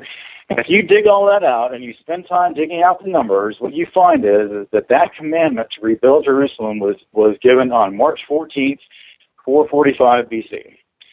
And the number of days that you're told that it's going to be in between those two is 173,880 days exactly. So what day did Jesus present himself as the Messiah? Well, if you do the numbers, you run through the calendars, and you're very meticulous, what you find is that day was April 6, 32 AD. And as it turns out, that's exactly 173,880 days. Okay. For one example, okay? There's hundreds of those. Let me give you another cool one. I could actually answer that example and tell you how that's not a valid example. If you are to believe that Jesus was a real person and really lived and walked the earth, sure, you could say, okay, yeah, that might be a real example. But here's the thing: I'm not a believer that Jesus walked the earth personally. I think Jesus was an amalgamation of different characters put together to brainwash society. to brainwash the masses. For me, there's been no credible evidence that a person named Jesus Christ ever walked the earth. There is credible evidence that his figure was created out of the god Horus from Egypt, and he was created out of the image of Caesar Caesarion, the son of Julius Caesar and Cleopatra. There are stories of that individual that matches Jesus' story to a T, including Joseph and Mary, Mary Magdalene. All these names are in that person's storyline also, but nobody calls him Jesus. They called him Little Caesar or Caesar Caesarion. Why did that happen? Why is his story omitted from the Bible? Because the Bible's creating a figure and using lifted information from other individuals to fit exactly what you're talking about, which is a prophecy. Because that's how they indoctrinated people. They wanted to say, okay, let's make this look believable. Let's create the prophecy that's in this work. And people will believe it and will say, you see, the Bible is right. There's a prophecy coming through right there. And that could have easily happened 2,000 years ago. That comes down to something very fundamental. Let me ask you a question. Sure. Do you believe Washington was the first president of the United States? I wasn't there to see it, but there is enough proof to say that he was. I would argue that there is all kinds of proof that a person named Jesus walked the earth, no matter what. That's arguable to many extents. In fact, there's no reported historian that spoke about Jesus until 400 or 300 years after the death of Jesus. In fact, it was prohibited in that time period for anybody to write about Jesus or to put any imagery, artwork or anything that depicted the image of Jesus.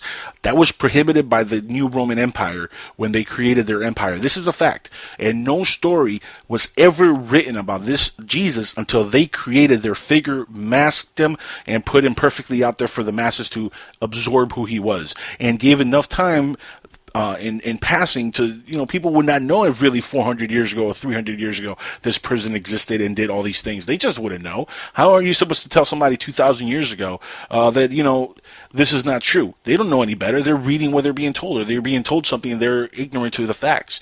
So they wouldn't know any better.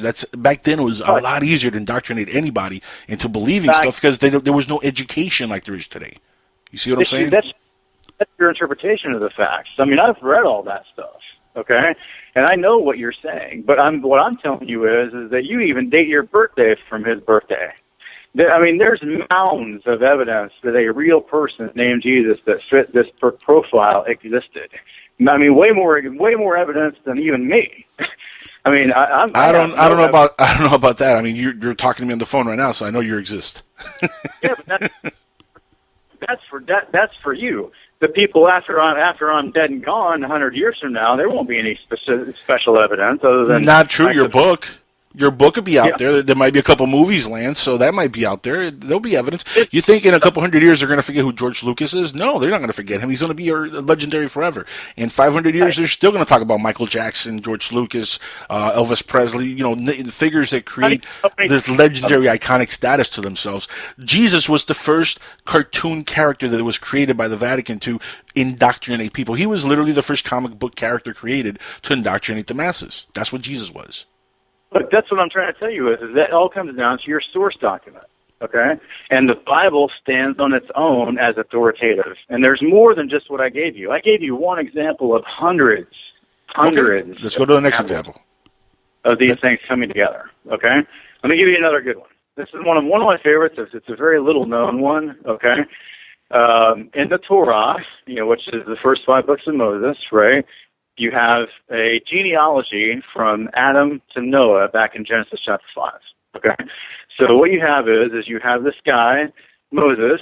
No matter what you believe about him, he wrote these things down. Okay, and one of the things he wrote was these things that we read in the book of Genesis. Okay, so what you have to do is you got to make a graph. So if you can imagine, and this is just one, man, there's hundreds of these. If you can imagine, I had a chalkboard, and I took the names from Adam to Noah as in generations of 10 generations, and put them in a list. Okay, so you have, Adam, Seth, Mahalalel, and whatever, down to Noah. And then next to their name, you put what their name means in Hebrew. Okay? So next to it, for example, the name Adam means man. It's pretty straightforward. The name Seth means appointed. And, you go down the list and you get down to Noah, and the name Noah in Hebrew means rest or comfort. And then what you got to do is, if you can imagine that, you take the right column of the meaning of the names and you read down as a sentence. You know what it says? It says this: man was appointed mortal sorrow. The blessed God shall come down teaching that his death shall bring the despairing comfort. So what you have is hidden in the text, written 1500 BC or whatever, thereabouts, by a guy named Moses. You have the New Testament gospel written into the genealogy that was listed.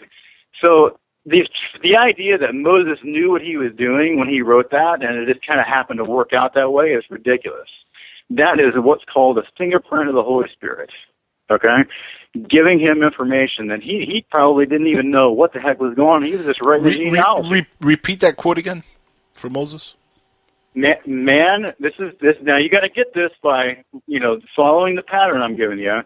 You put the meaning of the names of the genealogy from Adam to Noah in a column, and it's what their names mean in Hebrew, and then you read down that column like a sentence, and the sentence reads this: man was appointed mortal sorrow. The blessed God shall come down teaching that his death shall bring the despairing comfort. That's the New Testament gospel, hidden in the genealogy from Adam to Noah in the Torah, one of the most considered by the Jews to be one of the holiest books of their Old Testament. Agreed. Right? Okay. But here's an issue with that also. Is it not possible that somebody who is very creative came up with that 1,500 years before Christ? Well, look. As a story, I doubt it. Why do you doubt it? Look, right now we have in this country, we've had how many countless cult movements over the last 40 years, from Waco, Texas to what's going on with the Bundy Ranch now. Cult movements are not something that is new or just something that came up last week. They've been around forever. So who knows what Moses was up to, and who knows what these people are up to 15,000 years ago, 1,500 years ago, or whatever, coming up with these storylines. That's my point. The point is, though, it still goes back to man-written storylines. And yeah, I understand what you're saying, that the name means that, but it's still written by man. I mean, you don't go scoffing at the idea of who Alexander the Great was, do you? I mean, so why all the attention on Jesus being fake? Because you don't like the message? No, that's not the point. The point is it's brainwashing the masses and indoctrinating them on false pretenses that story. Why not pick out other historical figures and talk about it? There's all kinds of different issues that I have. Noah's flood, for example, that's lifted from the Trials of Gilgamesh. Yeah, but we have scientific evidence that this happened in 4400 BC. For example, you can go down to the Great Barrier Reef and see where the coral is regrown, and they can measure that out. Yeah, I completely understand that, but here's the thing. In 4.6 billion years that this planet's been here, Lance, how many times have we not had certain incidents over the years where maybe a flood happened in a certain region of the world? And, we have floods all the time. We have tsunamis that happen on this planet, Lance. So who's not to say that somebody living in a part of the world who does not know any better says, oh, this must be a biblical event because we just had a flood, and they make it into a bigger thing than they are because they don't know anything outside of their region. Remember, they didn't have a Google Map back then. They didn't know anything about the rest of the earth. So anything that happened locally to them was something biblical. A tsunami or something like that would have been biblical to them because they don't have CNN. They don't know about disasters all around the world. You know what I mean? So they wrote about their experiences. That's it. That's just your interpretation of it. What I'm saying is that the text, if you take the text as it stands, the prophetical accounts cannot be completely thrown out.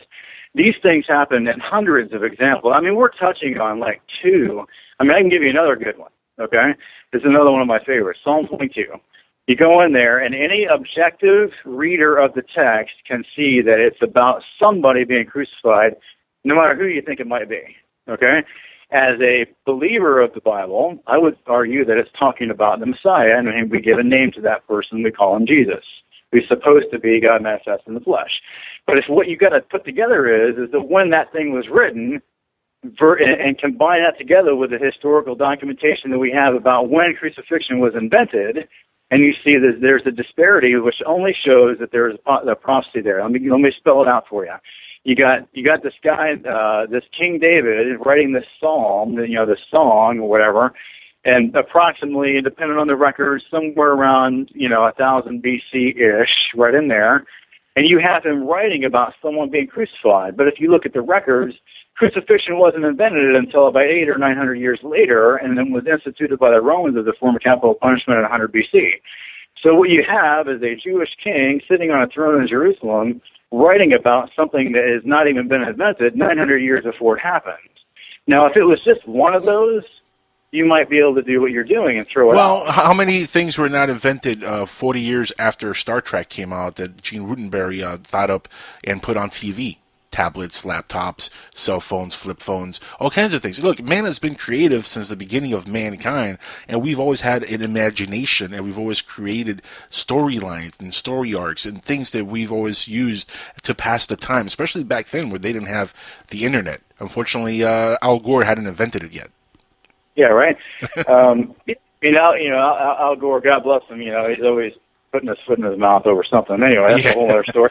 Global warming, not really, no. It's a process of the planet, Al, not global warming. So what I would like the listener to see is that I'm not denying that anyone can have their view about these topics. What I'm saying is that the text is supported by the evidence much more than I believe that you're leading on, and it comes down to what is your source documentation, how do you prove it?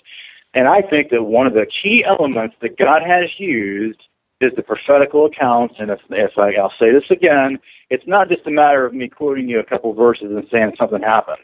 It's a matter if you take the time to dig this stuff out and look at all the historical records that are out there that are available, there are hundreds and hundreds and hundreds of these things that have come true perfectly. No, I understand that, but let me interject here, and I know Joseph has a question for you in a second, and I'm going to let him ask. We only have like 10 minutes left, by the way, or 8 minutes left. But let me interject here real quick. Let's say, for example, right, you have a story, and you want to put that story out there, and you write the story out, and you make a great storyline, and you put it out there, and it's something that it was 2,000 years ago, and people are working the masses with this storyline. How easy do you think 2,000 years ago would be to create a storyline that would reach the masses and fool them? Well, the trouble with it is if you're right every time, you have to say there's something to that, right? I mean, because we're arguing it. And this is where I'm going with this, Lance. Stories that get created by people with ideas, right, could have prophetic stuff in them, because I could say, for example, hey, there's going to be an earthquake on California, and thousands of people are going to die, and it's going to happen real soon. And just leave that out there. And in about 20, 30 years, if something like that does happen, does that mean I'm a prophet? No, but what I'm saying is if you gave the exact day, that would say something. And that's what the Bible does. Is that it isn't. It gives certain things, and again, it's certain dates that man could make happen to follow the prophecy. Exact dates. There are so many things in there that come true exactly the way it predicted that you have to say there's something to that. Because what we're arguing is that if there is this creative being that it talks about when we call him God, you would like to assume that he would know the end from the beginning, right? I mean, he's going to know. You would hope so. You would hope so, right? If that's the case, then he can never be wrong in his predictions. And that's what we're arguing, is that the Bible does that. It does it perfectly. Unfortunately, though, you gotta admit, though, God, he gets questioned a lot, because if God is perfect, if God is, infallible, then we're all part of His creation. But yet in the Bible, He hates gay people. So what's that about? We're all part of His creation. You know what I mean? So why hate them? Why is there slavery in the Bible? There's so many things in the Bible which are kind of kooky to really think about, especially now in 2014, that you look at and you're like, yeah, this was definitely written by people that didn't know any better. Like slavery, really? Slavery is not cool any time period. Doesn't matter when. Slavery is just not cool to do to people. Nobody should be a slave to anybody. But guess what? In the Bible, it says it's justified. There's even justification for it. So we're short on time, though. I do want to get to Joseph's question, though. I'm sorry to cut you off, Lance, but Joseph, jump on in. I know you had a question, and I wanted to let you ask. I've had many, but I'm just going to put something out there. We're talking about, what's the show about here today? It's about unidentified flying objects, and so we're stretching, we're going into religion, we're pulling out all these aspects. What we didn't talk about, Lance kind led into this. He's talking about Moses being led by the Spirit, and I think you mentioned that, right, Lance? Like the Holy Spirit. Yeah. Okay, so one thing there I'd like to say is, since we're talking about ETs and possibility of UFOs and that, how do you know where this information that he received at that time wasn't kind of like channeled information that people currently get today? That's my one question. My second question is, we didn't talk about time travelers and the possibility that, because there's a lot of people that attest that some of these UFOs are us from the future that have figured out how to bend space and time and have traveled back. And if that is a possibility, then how do you know that the Bible or any other book hasn't been manipulated? It's been manipulated because they know you're talking about a God that knows the end from the beginning and vice versa. And so how do you know that this, and I'm just putting this out there, these aren't my beliefs, by the way, they're just we only have a couple minutes, so Lance, you want to answer that? Because we only have like a couple minutes left. You want to answer that real quick? It's a loaded question. No, I want to try to answer it, and we need to do this again because there's a lot to get into that we glossed over, okay? What I believe there is this. I think that there are these other beings that we're dealing with. They are out. This is what I personally believe, although I don't have direct evidence, okay? I believe that the chances are high that these other beings exist, but the root of it is based on what I told you before, with the angels that left their first estate and then had offspring, and they brought with them in that transformation that intelligence. And so what they did is that, yes, they created these, technologies and things like that we see evidence of, right? So if the question is what about some other beings? Yeah, I think they're out there, absolutely. Where I would differ with science is that I don't believe that they evolved from an amoeba, and really, if you track that down, you got to say they came from a rock, right? I mean, there was no organic matter on the earth until, according to them, until it, got struck by lightning in a pool of goo, and then eventually created some kind of organic piece, right? So ultimately, you got to say, if you believe in evolution, then you track it all the way back to rocks, okay? Now, what I'm saying is that you have to get into the origin of where these beings may have come from. And so in this case, what you're dealing with is, I don't believe that they evolved on Orion, for example, but that they went there after starting here based on what I was saying in the beginning. That's the basis. So that still had an origin here, but who knows how far that could go. And, we really didn't finish it, the chain of thinking on that whole thing. I've got a whole thing that I'd like to lay out another day about how far that can go. Oh, we'll definitely have to have you back on, Lance, very, very soon. I mean, I know people thought, oh, man, they were getting into a heated argument about religion. But no, look, this is all fun to talk about this stuff on the radio. And I have a blast anytime anybody brings up the religious topic and deals with ufology also at the same time and all that stuff. Now, we are almost out of time. I do want to give you a chance to plug the website and the book one more time before we get off air and when that's going to be released. It sounds like a really neat book, so I hope everybody checks it out as soon as it comes out. And we want to have you back on. In fact, the book's going to be out in a few weeks. Once the book is released, I want to have you back on so we could talk a little bit more on it in a few weeks from now. So let's plug the website again. It's what's the website? Give it to the audience. So we got bloodofagod.com is the website. The actual title of the book is The Blood of a God. You can actually go to my Facebook. We have a fan page on Facebook for the book. Just search in there in the search engine, The Blood of a God. I've got about 1,500 fans or so as of today. I've been posting concept art for the book that connects up with what's going on in the book, so you can kind of get a visual idea of what's going on. And if you're interested, you can do a pre-order for $4 off. If you go to the website, there's a section on the website, bloodofagod.com, for ordering in the pre-order stage right now. And if you pre-order, you get that $4 off the retail price through our website. It'll be available on all the major places, Amazon.com, BarnesandNoble.com, of course through us, and then also Nook, Kindle, iTunes, I believe. That's what I'm being told as of today. And then you can look for it to be out in about 3 weeks or so. So right in there. Very cool, and we'll definitely have you back on so we could talk a little bit more and continue this conversation because you're a fascinating person to talk to, Lance. I really enjoyed having you on, and it's a shame that we're out of time here on Skywatchers Radio. Guys, for my co-host tonight, Joseph Mara, and for Alan, who's off tonight, and for our great guest, Lance Burton, who's been just fascinating tonight. Thank you for listening in. For Keith Rowland and the Dark Matter Radio Network crowd, thank you all, and we'll be back next week with another fascinating episode here on Skywatchers Radio.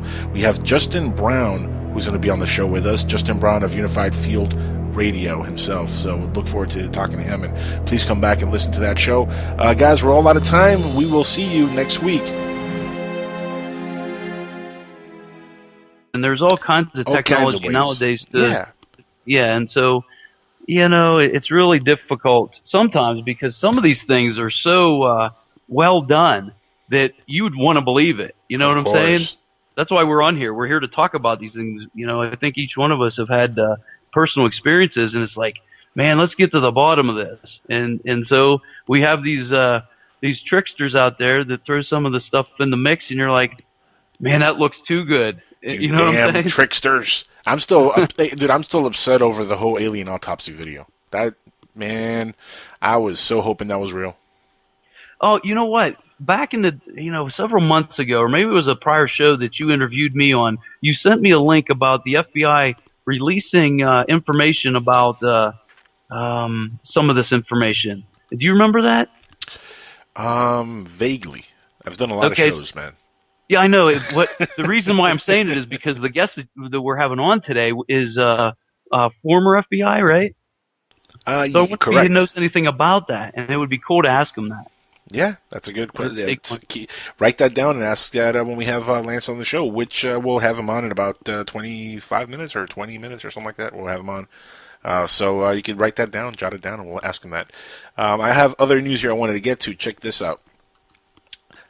This is kind of, this would be freaky, real freaky if it happened to you, but down in Puerto Rico, a UFO actually followed a woman in her car and chased her. This has been reported out of Puerto Rico, and it actually was reported on the Examiner.com just a couple of days ago. It says here, Puerto Rico witness named Isabella recalled an odd encounter with a disc-shaped UFO that followed her mother's car, according to her, on an April 11th, 2014 testimony in case number 55381. It says here from the Mutual UFO Network, or MUFON. Witnesses reported that while walking home from work with a friend on October 18th, 1990, so it's an old-ass report, when she noticed her mother and two siblings inside their vehicle, scared and pale.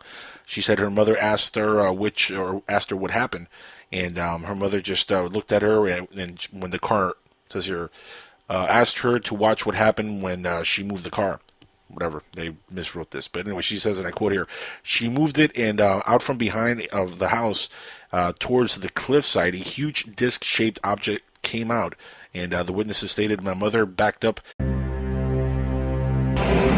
Skywatchers Radio.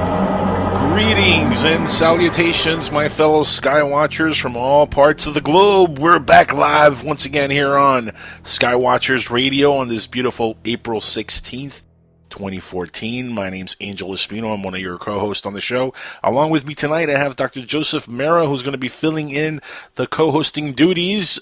Joseph, welcome to the show, sir. Thank you for being on tonight. Thank you for being on short notice. And it's always fun to have you on the show. Welcome back. Hey, thank you for having me. And tonight we're going to talk to a gentleman who wrote a book that is about to be released. This book is not out yet. I have not read it.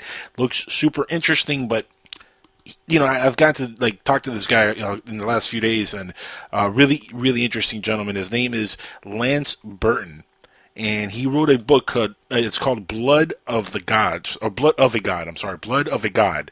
It's a brand new book. Now, Lance is a former Navy officer and an FBI agent with a long history of interest in the search for the truth behind the veil of what we're told, and of course, UFOs and ufology. So that's going to come up in the next 25 minutes. Lance Burton will be live with us, folks. But we are live now with Joseph. Joseph, how you been, man? It's been kind of a couple months since the last time we heard from you here on Skywatchers.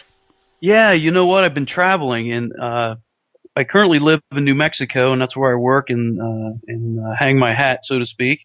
And I traveled back to Pennsylvania, and I spent a month there just to hang out with my family and friends and it was cold. I can tell you that. The East Coast, the Northeast, was really cold compared to New Mexico. So that's why I haven't been on. I've been really doing a lot of traveling, but I'm a little bit grounded here for the next couple months. So hope to be back in the future show for you. Well, we appreciate you being on here, and we've missed you on the show, man. We've had a lot of really cool guests, and you're one of the special guest co-hosts that we have on the show here, and we always love having you on. There's a lot of stuff in the news going on, but have you seen some of the articles I sent you a little bit ago on Skype? There, did you see the one about the mysterious black ring UFO which was caught in England?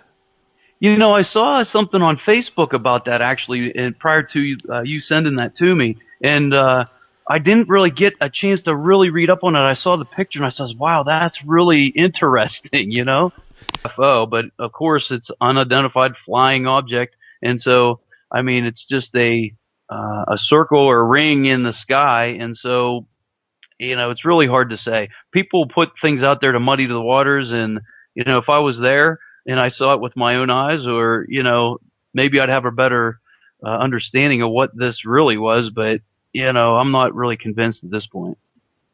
Well, yeah, I'm not convinced that this is legit. I think it's what it is, somebody smoking medicinal marijuana and using their iPhone or their Galaxy or whatever, they wanted to use to create a little smoke in the sky. What's amazing to me, I'm sorry to cut you off, is go ahead. That it gets so much airtime. Like if you've seen the traditional, say, disc in the sky, or some of these particular lights that you see that are floating around on Facebook, but they never make any airtime. But yet this made major news. Open Minds ran an article on this, and Open Minds is, of course, one of the best sources of information for UFO-related news. For them to run an article on this, that means they really, it got everybody's attention. Now, this was written today. So I'm not talking about something that was written days ago. This is a brand new article that was just written on the 15th yesterday, whatever. Oh, we're technically now the 16th. But, this is a brand new article. They just ran it, and it got their attention. So, it's funny that it is making the rounds. It's getting people's attention, and it's a hoax. It's BS. But, again, we've talked about that a billion times on the show, with guests that we've had on with me and Alan, even with yourself. There's just so much hoaxing in ufology that it's laughable. And then here we go, another example of somebody creating a hoax. Remember, cameras, everybody, because this is Skywatchers Radio, right? And what do we do here on Skywatchers Radio, Joseph? Right?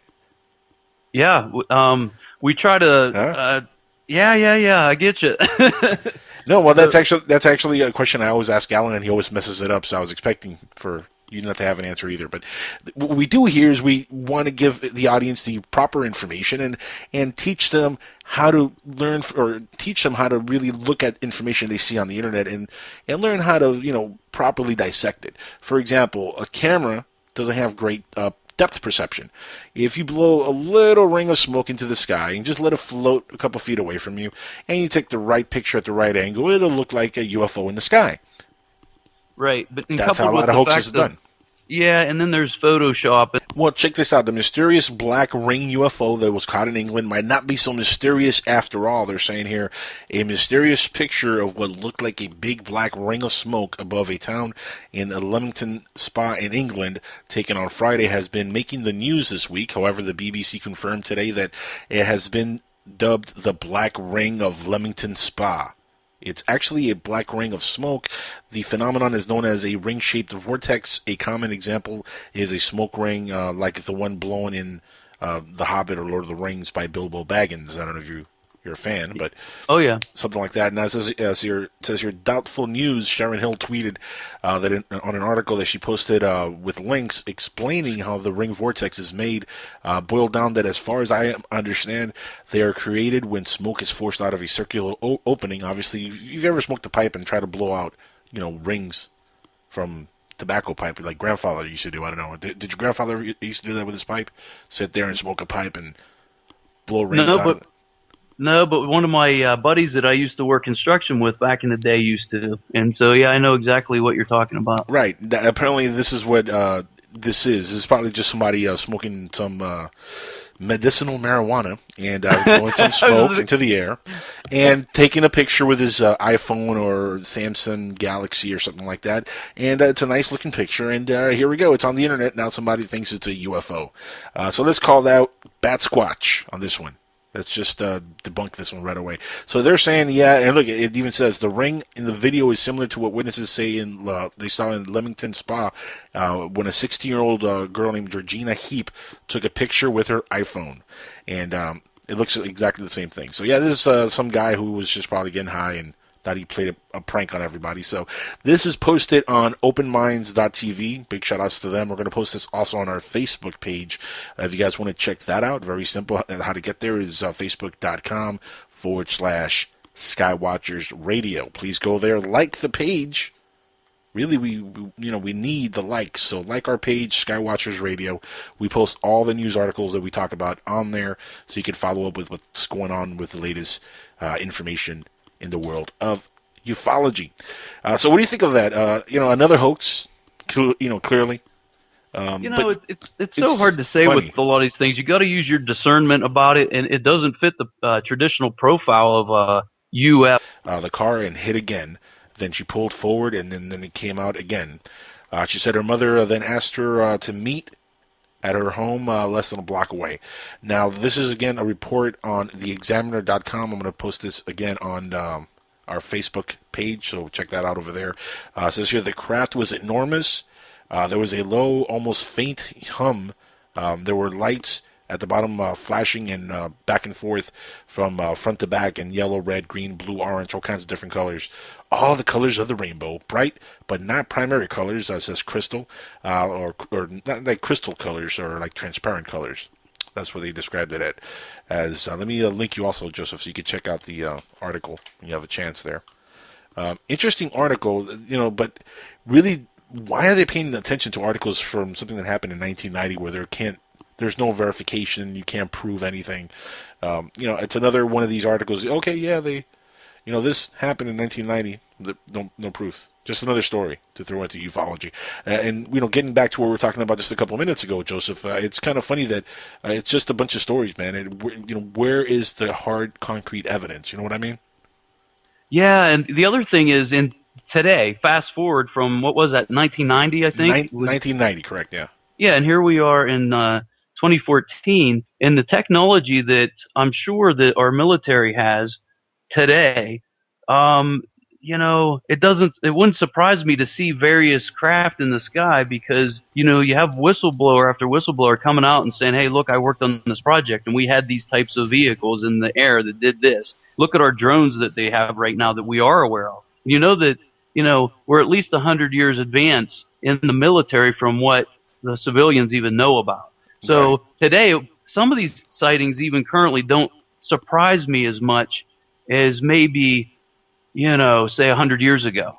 And so if you look at some of these dated stories, the problem is the people aren't there to interview anymore. And so right. It's like, what's the real story? This is not even the person who it happened to. Is like her daughter, is coming forward as a witness. I mean, that's like a second-hand person saying, "Oh well, I kind of saw something because my mother was panicking." And okay, right. But you can't really go back and prove any of it. And you made a good example of they miswrote